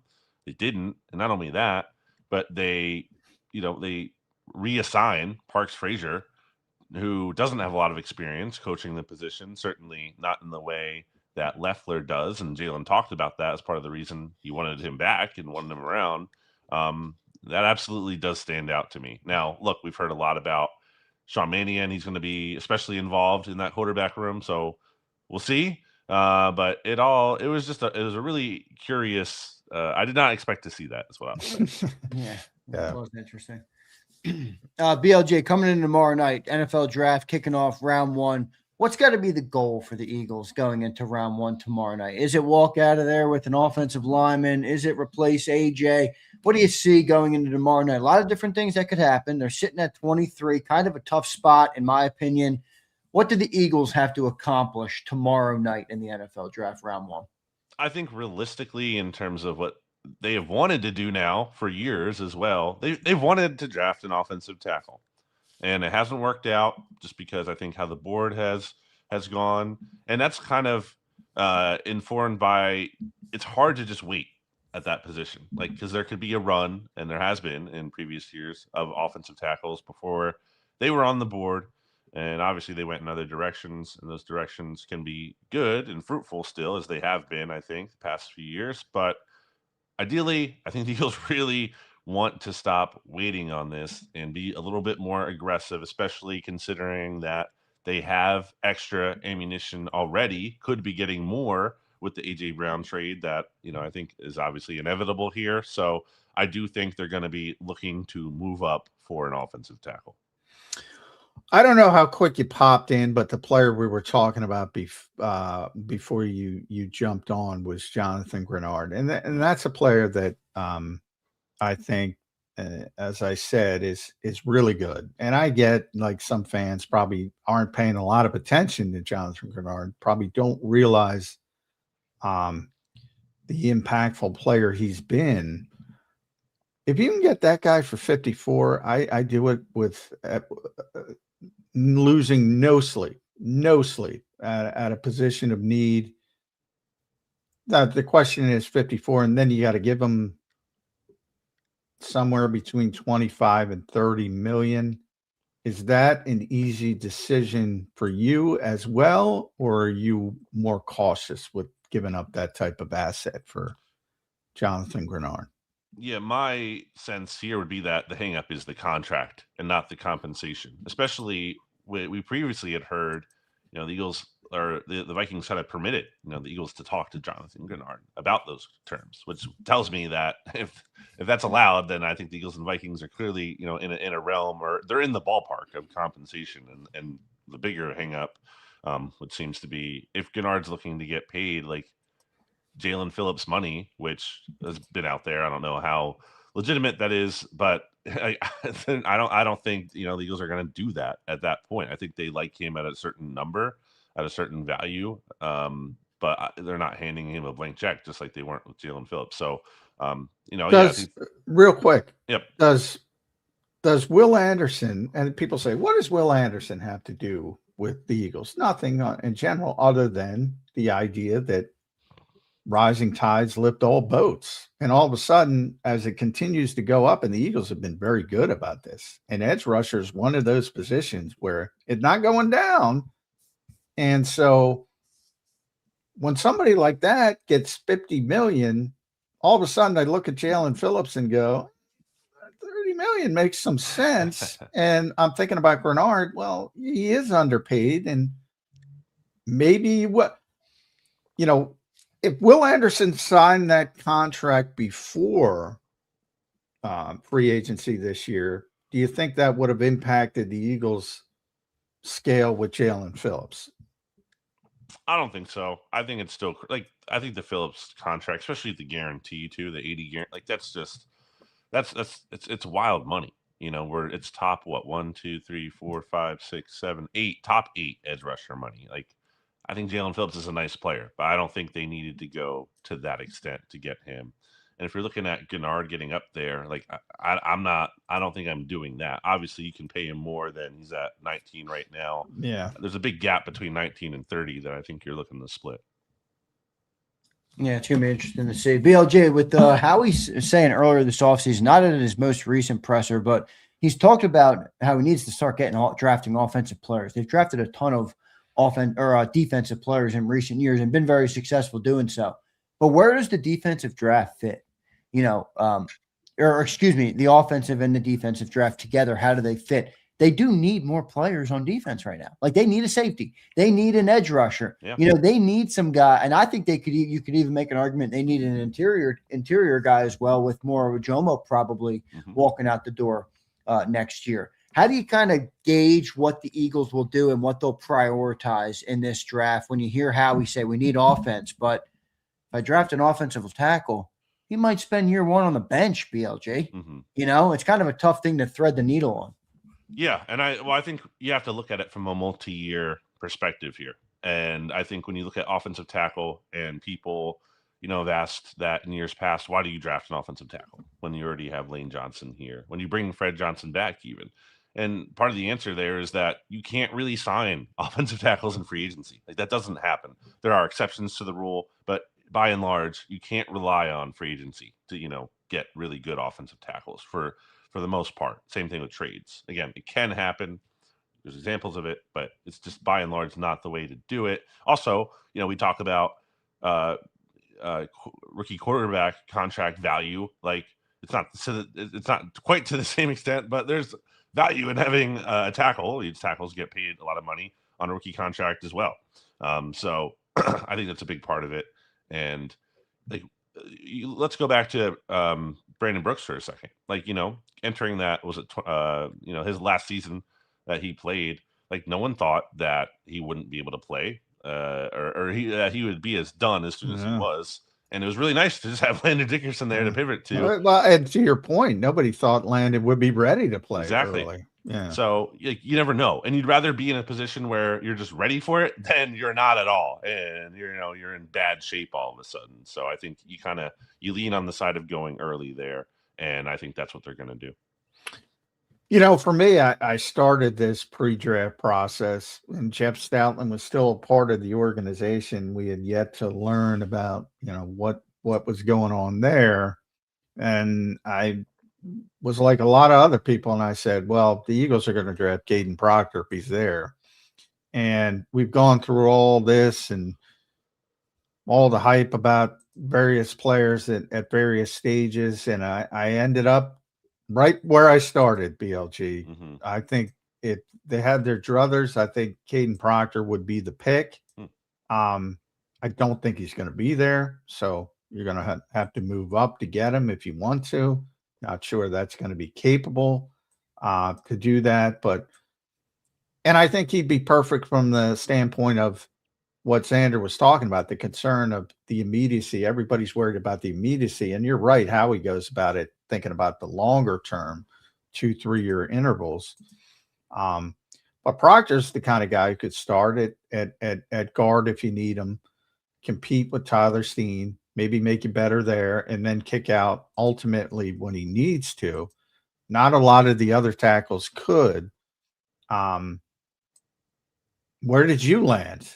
Or are you still thinking about it 24 hours out? Yeah, and Proctor, I feel like I've seen a lot of pushback in terms of like, oh, he's not a fit for the Eagles scheme and what they want to run now. Like, that could be true. I'm not saying it's not true or there's no validity to that at all, but that's just not like, I mean, how do we know Sean Mannion's going to be the offensive coordinator exactly in 2027? And Howie convinced me of that. That's why I landed back. Howie's like, well, I mean, it's not going to change that much. And I believe him. He said it numerous times. And that's why I kind of went back to Proctor. And he is athletic for his size. I think he can handle it. But to your point, I mean, this scheme's not here forever. And the goal is to have him here for whatever, 8-10 years. So anyway, sorry to interrupt you, but that was my thought process getting back to it. And continue on your Caden Proctor thoughts. It's going back to my previous answer. It's a multi-year perspective that you have to, or that Howie Roseman is going to have on this. So that gets factored in. I'm not saying it's a non-factor, scheme fit and everything, but it's not like, you're not just drafting to build the team this year. So yeah, I think Proctor could be in play. I think I've come around to my guy. My official, my guy stamp this year is Max Ihonishore. Oh, okay. I think that's someone who so the book on him is that he's raw, right? And, there's truth to that. But, man, you see flashes of, like, the things he can do now, and it's kind of going into watching him, the book on him being raw, my expectations are somewhat low, and I'm watching him do some stuff, and I'm like, man, for a guy who looks raw, and he's certainly, again, not a finished product, there are moments where I'm like, he looks ready right now, and on a certain play, and there are things there to get excited about. And I think the situation that the Eagles are in, not needing him to play necessarily day one, that you take the risk on that, and you look at the upside, because he might not be the most ready to play player in 2026, but in multiple years down the line, just how the Eagles were looking at, and I'm not saying they're the same player, but like when they were looking originally at Lane Johnson, they're projecting this, who could be the best player in the future. And I think he has Ihonishore, given his lack of experience. I think, getting him some more seasoning, getting him in this program, even though you don't have Jeff Stoutland, and that's a big factor. But I don't think the Eagles are going to stop trying to develop good offensive No. linemen just because he's not around. And I think Howie's still certainly going to value traits. I was really intrigued when I watched him. I think he could be a really good player. Howie definitely loves trades. He also likes to say you can't dictate the board. So I think we're all looking at offensive tackle as certainly the most likely position to go because there's a lot of good ones. We mentioned 2. There could be 7, as many as 7 that go in the first round. Now, the Eagles probably aren't going to love all 7 of them. So if the board doesn't go their way, I've whittled it down to wide receiver. You got 1 tight end in the mix. Kenyon Sadiq. I wouldn't, doubt it, but you got to put him in the mix. Guard, Vega, the kid from Penn State, I think might be the best offensive lineman in the draft. That wouldn't be the worst thing in the world. Mm-hmm. Edge rusher, I'm not in love with the back end of the potential first round edge rushers. And that's it.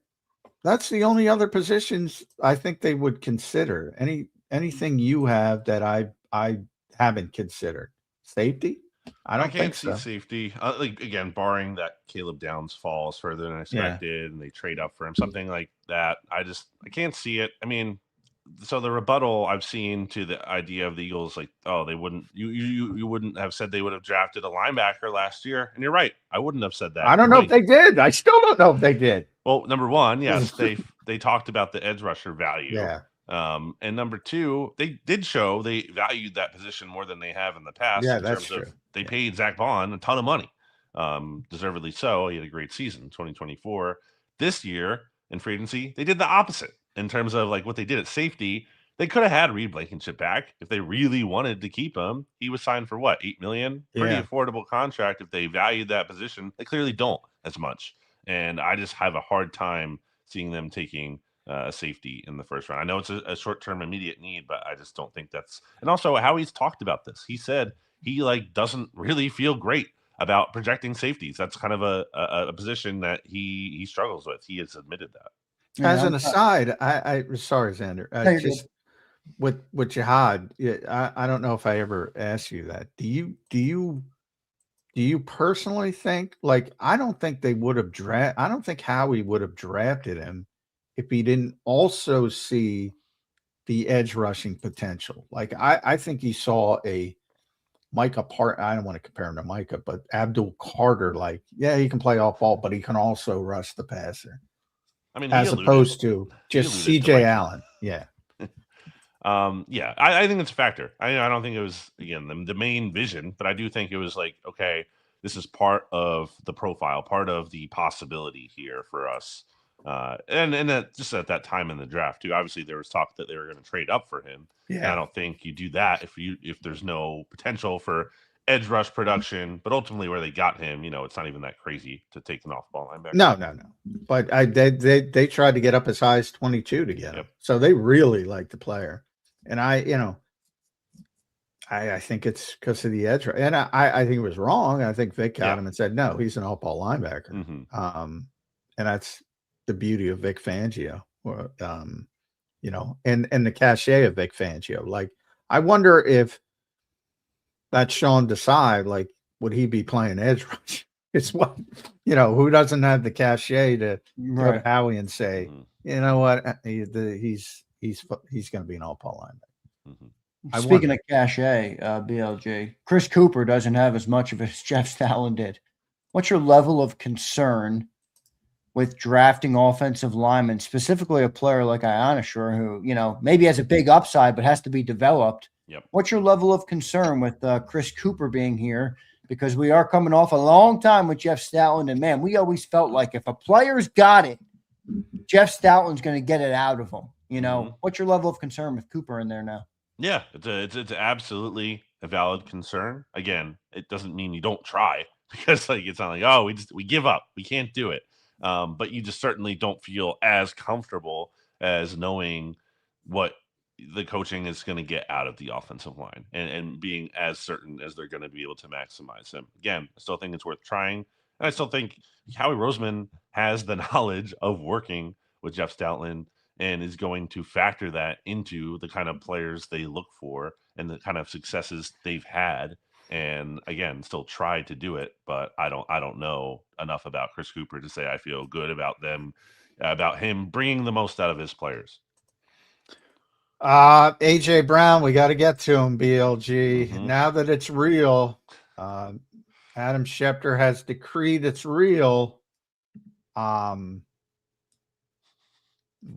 Potential wide receiver. You have to stay at 23. All the tackles are gone. Mhm. Everything is sort of dried up. Everybody wants to move down, so it makes it more difficult to move down.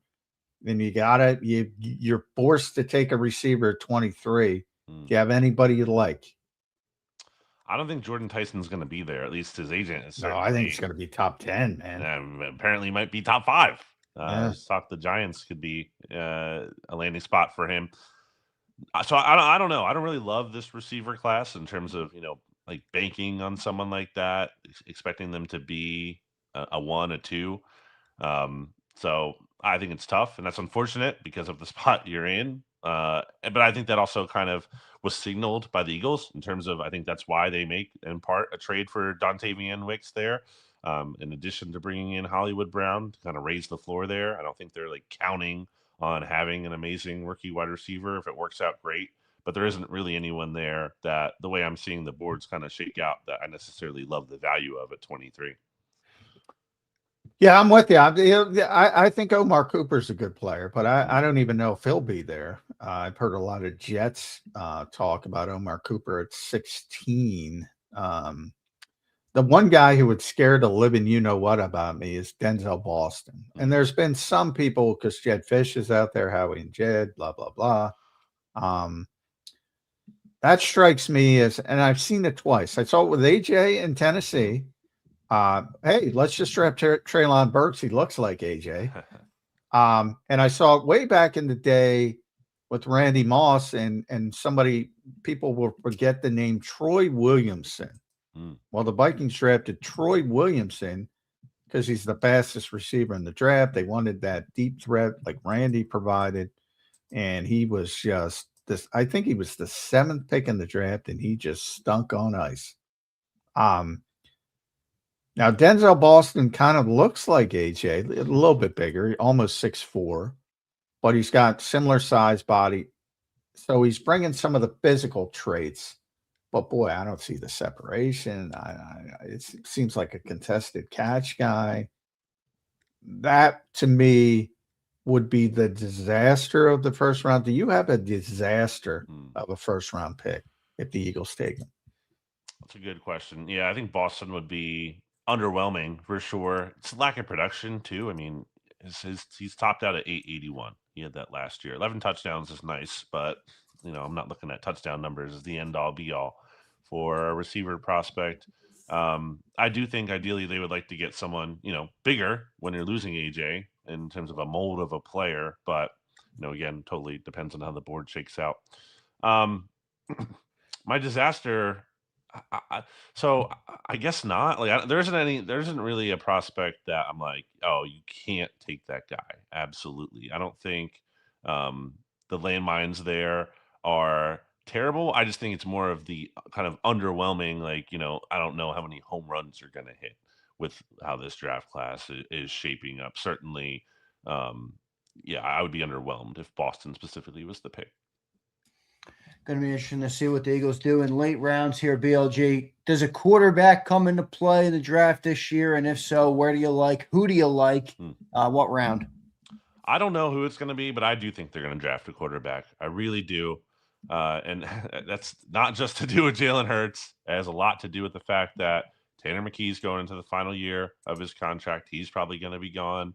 You made the move for Andy Dalton, so you have some more flexibility, perhaps, to take that rookie if you want to elevate Dalton there to the number 2 job. I don't think those are going to force it. It all depends on how the board shakes out. But I think it could be day 2. Maybe it's Nussmeier. Obviously the Eagles have the connection there. It just feels to me like Ty Simpson at 23 overall. Like, you can't rule it out. I'm not saying that's likely, but in terms of the quarterback factory. I mean, I think people sometimes somehow forget like the shock value of when Jalen Hurts was drafted. That was insane. And it was unthinkable. It was unconscionable. And that's where the quarterback factory line came from. So you can't just say it's 100% like not going to happen in the future. Like you have to at least hold the door open that they could surprise us and do that. At Brandon Gowton, make sure you follow BLG on the X platform. Read him and his staff over at Bleeding Green Nation. They'll be covering the draft from soup to nuts, so you can get all your information there. You gave us your predictions, Max Ianashore at 23. So I'm going to ask you two predictions. Give me a Fly Guy score tonight. You're going to the game. And two, give me a 54. If they stay at 54, who the pick is. I'm going to do Flyers first. Buy me some time. I'm going to say it is a 4-3 game overtime win. Ooh. We're going to double overtime tonight. Ooh, a little extra bang for your buck. Yeah. Now, Bill J, here's the real question if that happens. Are you the kind of guy that would stay in the arena until the end, or are you rolling out after period 2.5? I'm absolutely. I mean, you got to stay. Like, it's a playoff. I agree. But many people are rolling out of there. I think that's a better conversation for an exciting regular season game. Like I might roll out. That's true. That's true. Sure. Playoff, you gotta stick to the end. You gotta stick to the end. I think the Penguins are going to put forth. They have to. Their backs against the wall. They have to put forth a good effort. But I think the Fly Guys come through. I think the crowd's going to be electric. So excited for that. My round 2 pick for the Eagles. I think, ideally you would be looking at tight end here because they need to draft a tight end. They didn't last year. It was crazy.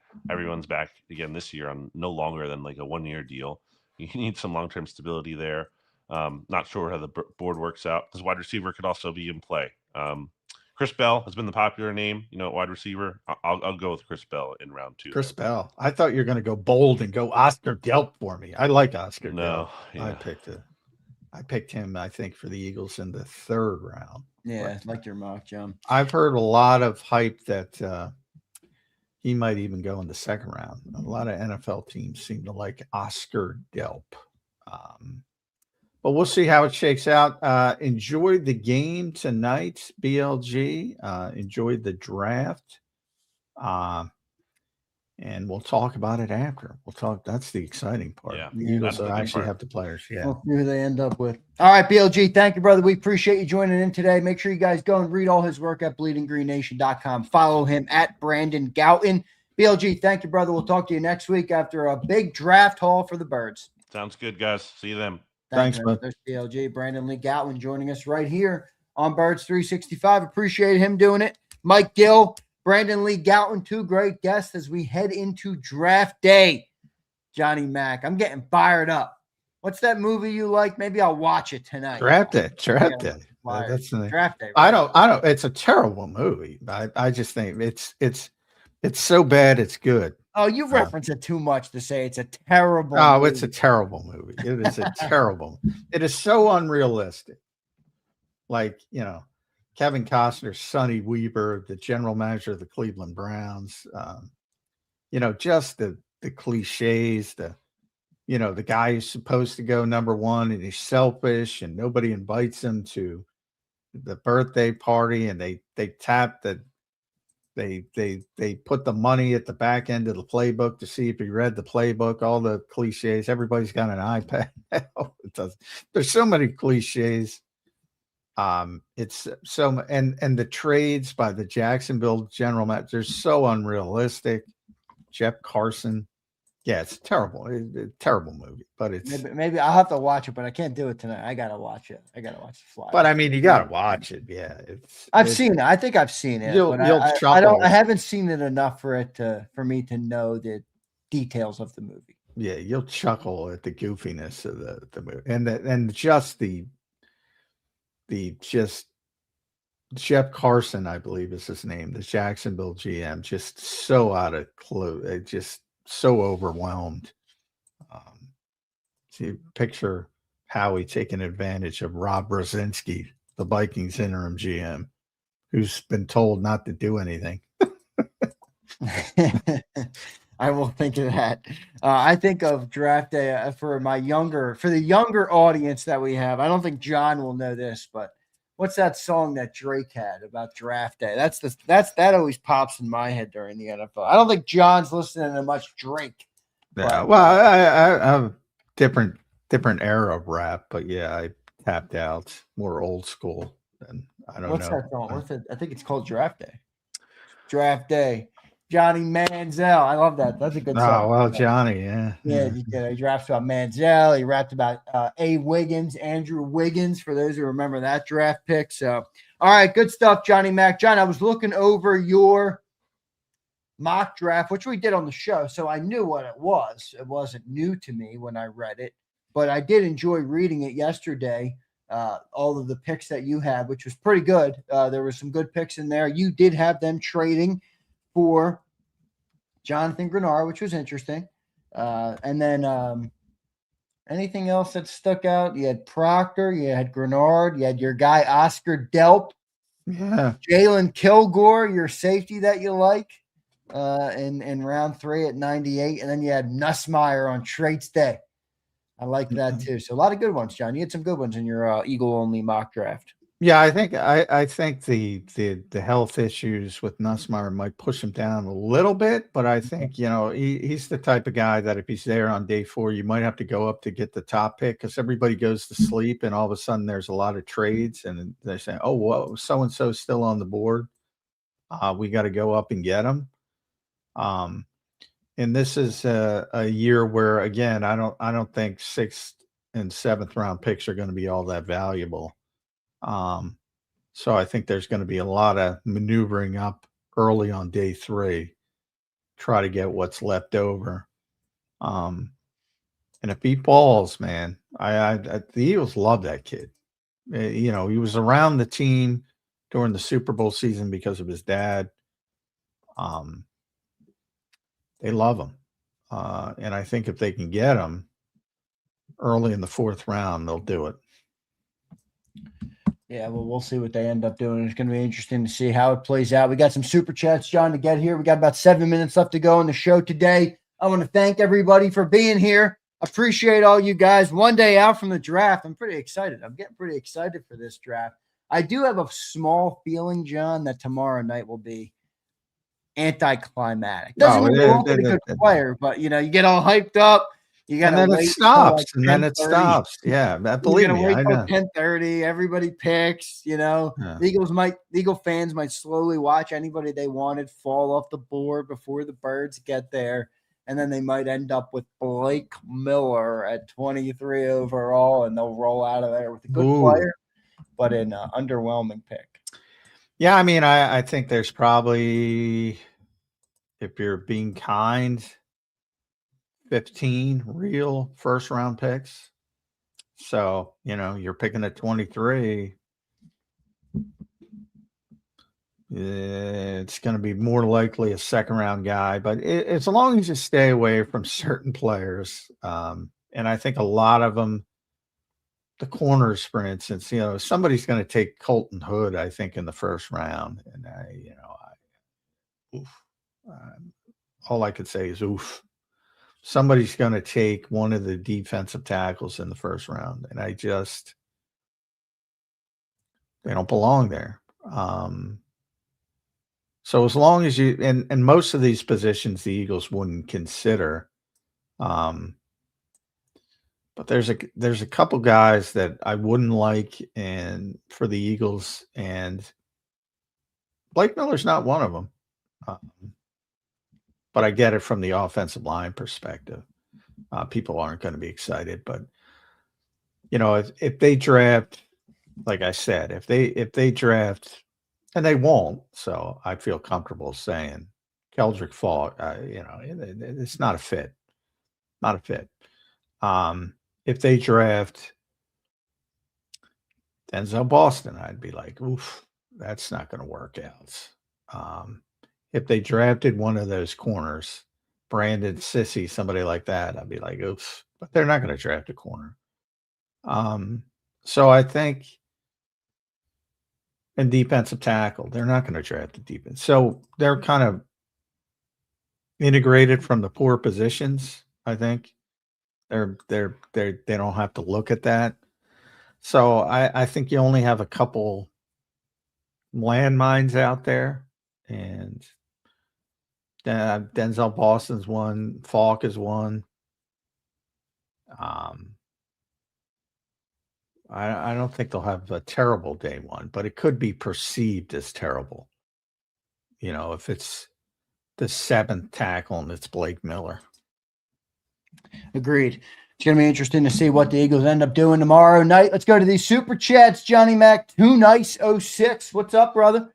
He sends 2 in a row, so I'll read them both off. He says this: Hey, John, saw your mock draft online yesterday. If the Eagles do wait that long for a wide receiver, do you think a trade for a big body veteran wide receiver opposite of Devontae? I love the Grenard trade, by the way. And then he followed up and said, maybe a trade for someone like a Courtland Sutton. Not him particularly, but in that mold. I see what you're saying, too nice.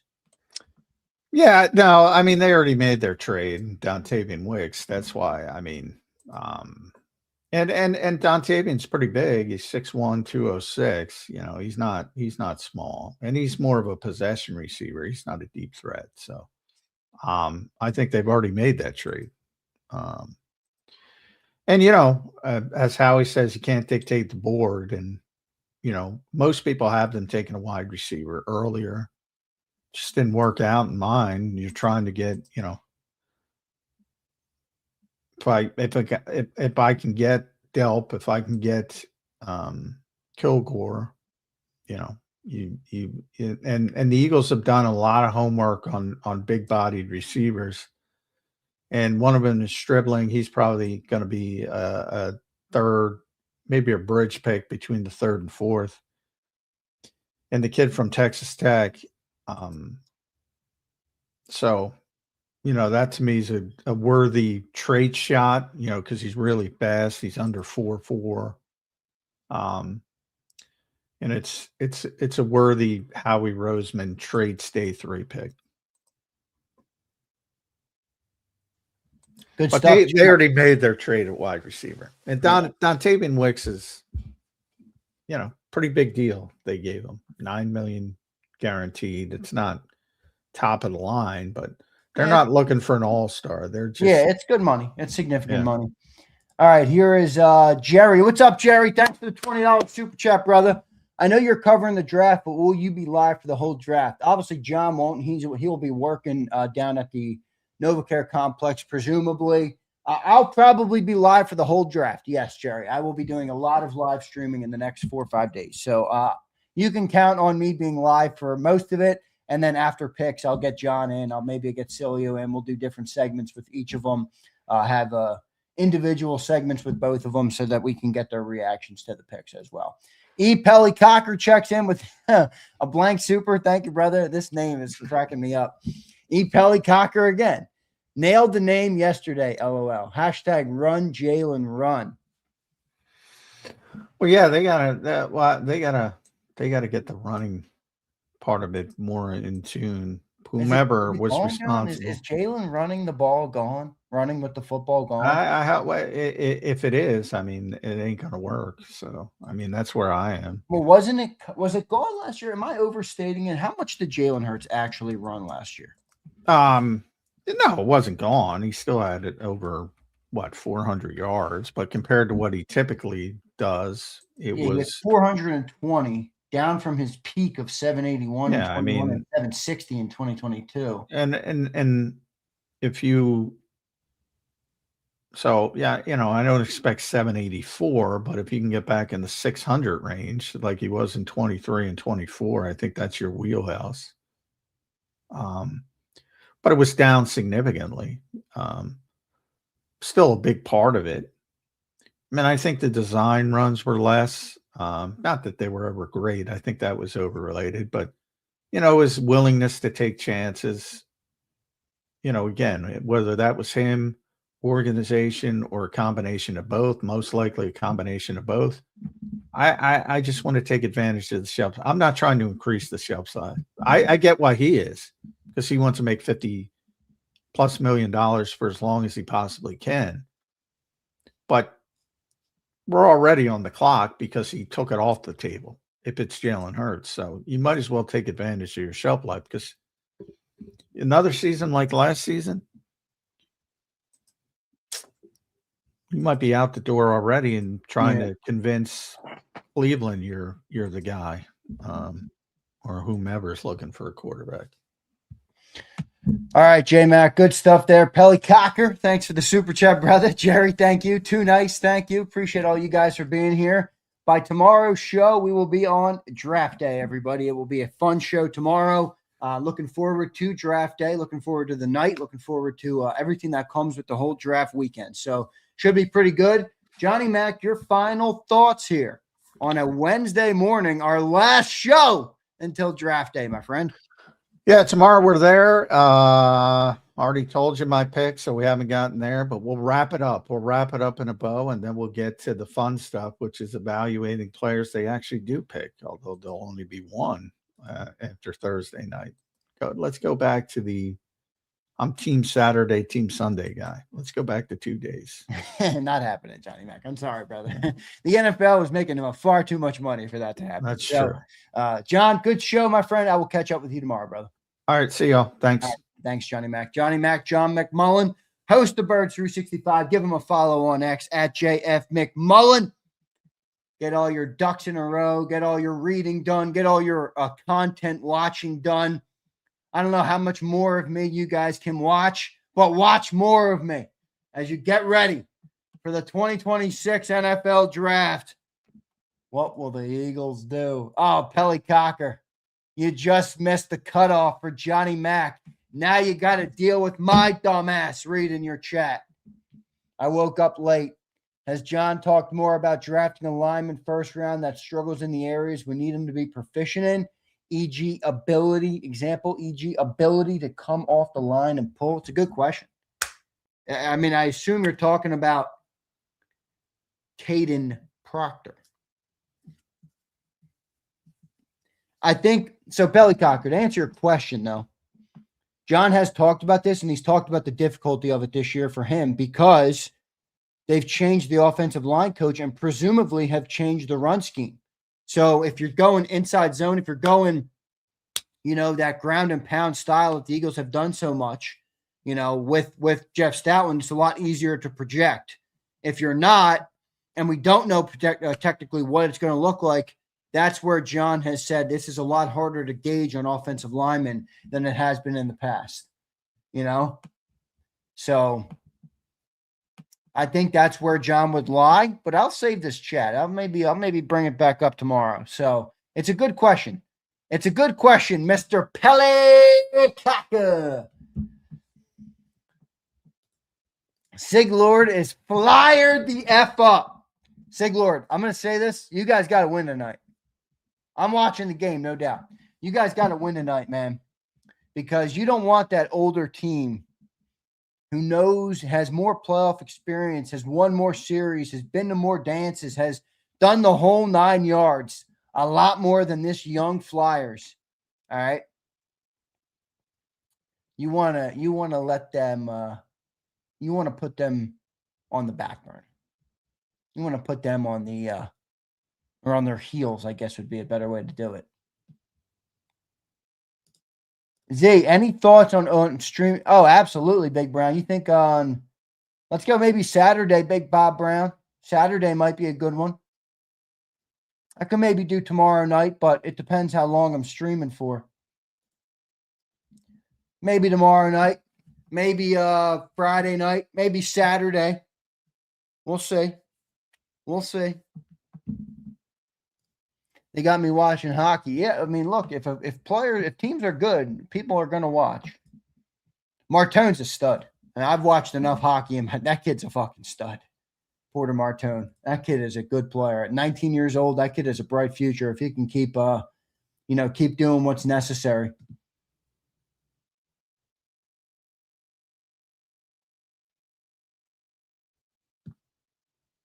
Give me Caleb Lomo. I actually like Caleb Lomo. Sadiq going to look good in 11. Gary has the whole thing, the whole team trolling Drafting Sadiq and then giving him AJ's number. That would be funny. I will admit. Gary, I was talking to my brother yesterday. We don't often FaceTime in the middle of the day because we're both working. But he FaceTimed me. He needed me for something yesterday, middle of the day, and he was at his office. And he panned the camera around, and he had the die cast of the Radical AI NASCAR car. It looked sick on his desk. Colin says, Zander, do you think we trade up or do we stay and wait at 23? Depends how the board falls. I know that's a cop-out answer, but that's the truth. What do you think about my boy VJ? What do you have, 30 last night? VJ was cooking. VJ's going to be a good player. They got to get rid of Embiid. So, we'll see. We'll see. Zander, I'm hearing the Eagles might bring in a kicker. Good. Jake Elliott's been a stiff for 2 years. I'm so sick of this whole excuse of like, well, we pay the kicker a lot, so, you got to keep him around. He sucks for multiple years. It's a $5 million dead cap hit or whatever it is. It's not like we're talking about $30 million. Get him out of here. He accounts for 7 to 10 points a game. Get him out of here. Freaking kicker. Oh, yeah, let's hang on to the kicker. Can't take on a $5 million hit. I mean, you see teams lose playoff games. You see teams fail to win football games because of bad kicking. I mean, a good kicker could account for 1-2 wins a year. Oh, yeah, let's just let the bottom of the league kicker come back for a third straight year to be a bottom of the league kicker. I'm out on Jake Elliott. I am out on Jake Elliott. JD, thanks for the super. Pelly Cocker, thanks for the super. Jerry, thanks for the super. Too Nice, thanks for the super.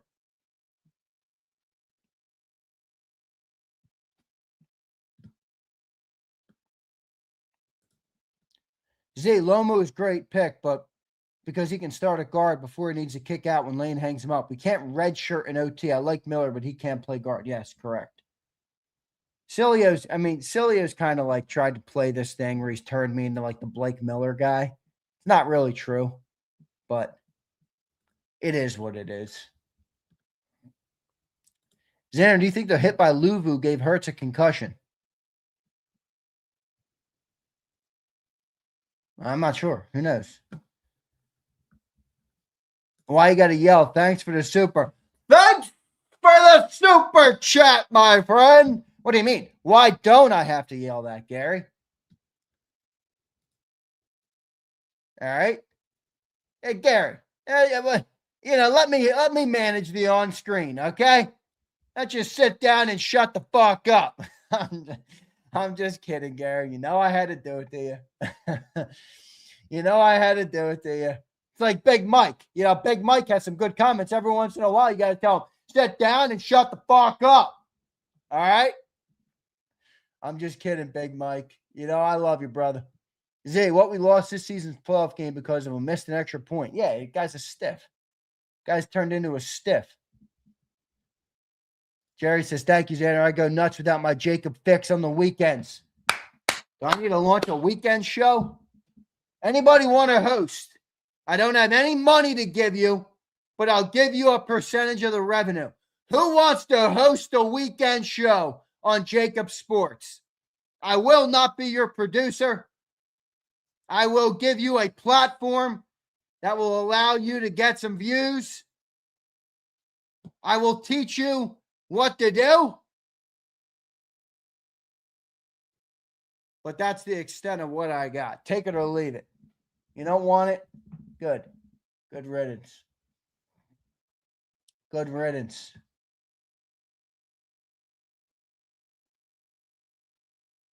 Yeah. Bob Brown is in. Bobby Brown. Let's do it, Bob.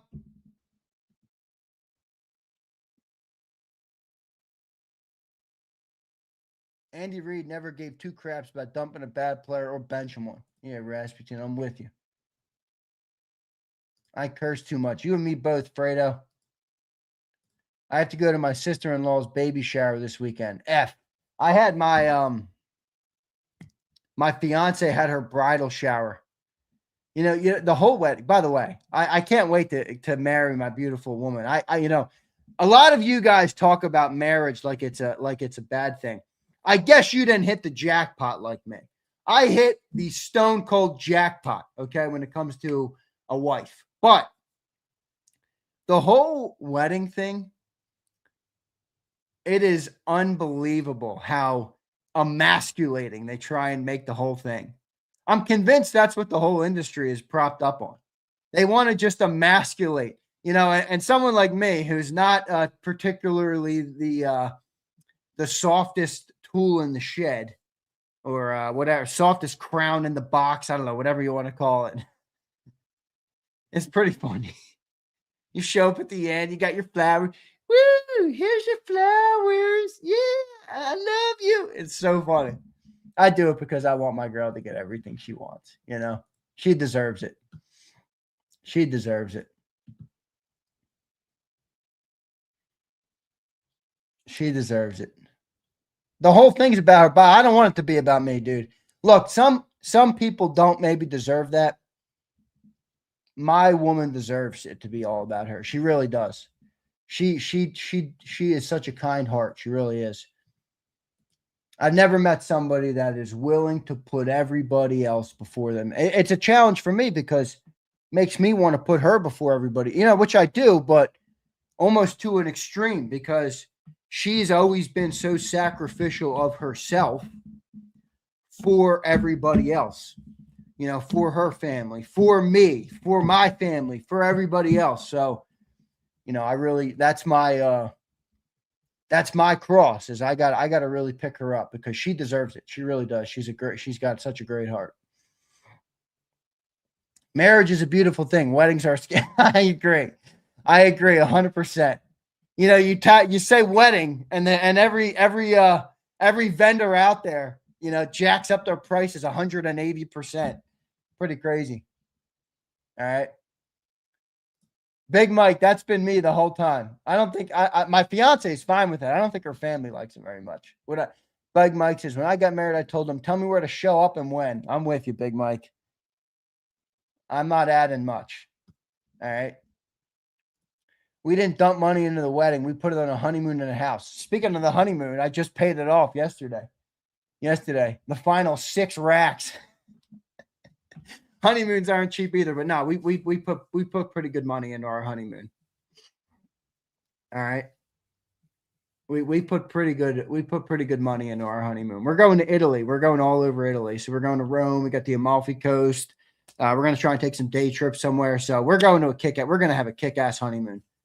Kick-ass honeymoon. For sure. I proposed to my woman in Philly. Now she can stop talking about what. Oh, wait a second, Fredo. You think the proposal is when it ends? That's when it starts, dude. It never ends. It never ends. $6K. $6K was the last payment, my guy. What'd you think the whole honeymoon? You think I'm traveling 2 weeks in Italy for $6K? You got another thing coming, my guy. It's been a tough couple months for your boy. I've had the tax bill. I've had the honeymoon payment, which I handled entirely.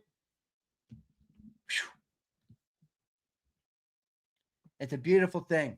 I don't sit here and whine and cry about an inanimate object. Money. Yeah, it's important.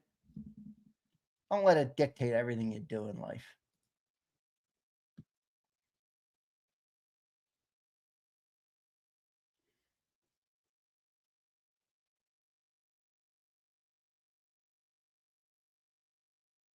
My dad was 28. Mom was 18. Married for 6 months. 55 years later, I've never. Look at that. Jerry, is that a beautiful thing or what? No, I stopped. I don't go on Broad Street anymore. I don't go on Broad Street. Bobby says, Bobby, that sounds like a projection. Worry about yourself, big dog. That's not as cool as you think it is. Yeah, Reyes, I read about this. The pickpocketers in Italy.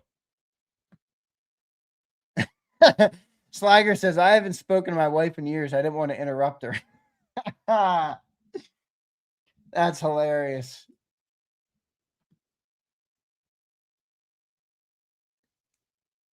That's hilarious. Devin says, I'm aiming for the triple D. DUI, debt, and divorce. Oh, come on, Devin.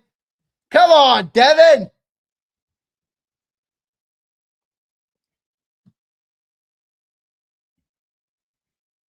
I'm going to my bachelor party next week, guys. I think I'm gonna miss Thursday and Friday show.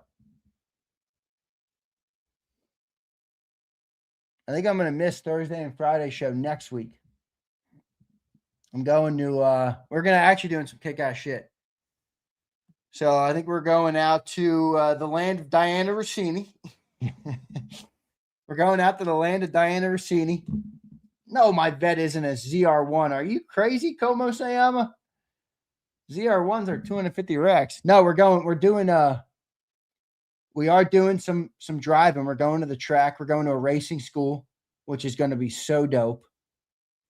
So my brother booked that for me. That's pretty sick. Yeah, Rasputin, my pops will be covering. You guys are going to get a lot of covering right now because I got the bachelor party next week.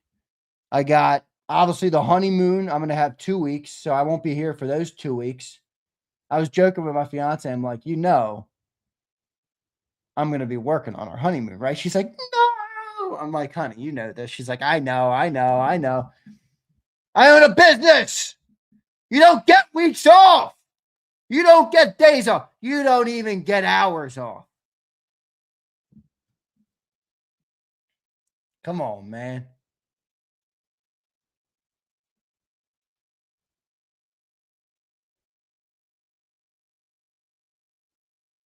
Zander, once you're married, you will no longer need to use Google. Your wife will know everything. That's funny. She's an eagle. She couldn't give a shit, my friend. She couldn't give a rat's ass. All right? She couldn't care less.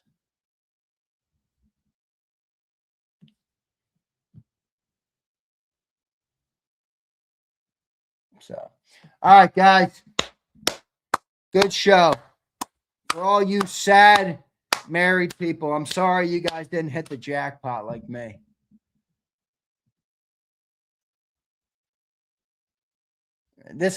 Kellen, this is fake news. This whole slogan is fake news.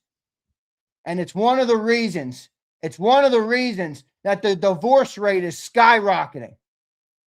Men, get your house in order. Lead your home.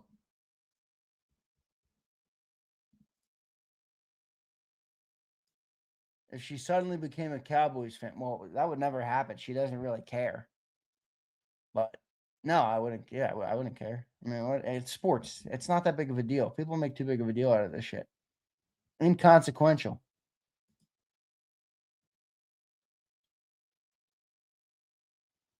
Happy spouse. That's a little better. Mutual. That's fine. Z out here blasting the sad old married guys. Big Mike, my fellow Catholic. God's order for the household is set the way it is for a reason. I don't know what modern fool or what goobers fall into the trap of you are not the head of your household, but that is setting yourself up for failure. That is setting yourself up for failure. All right, guys. I love all you guys. Incoming here, all the sad boys in the Joe Zander's going to learn. You're projecting. You're projecting, Reyes. I know you're a guppy. You're projecting. Shut you, Keys. You shut the fuck up, Keys. Bunch of you guys sound like you have miserable lives. You can live through me. How's that? How's that? Okay, shut your bitch ass up, Keys. Frickin' Keys. All right, guys. Good show today. Good conversation. 2 good guests. Appreciate it. Hit the like button. And I will see you guys next time. Later, everybody. Love all you guys. Thanks for all the super chats. EAGLES. Eagles.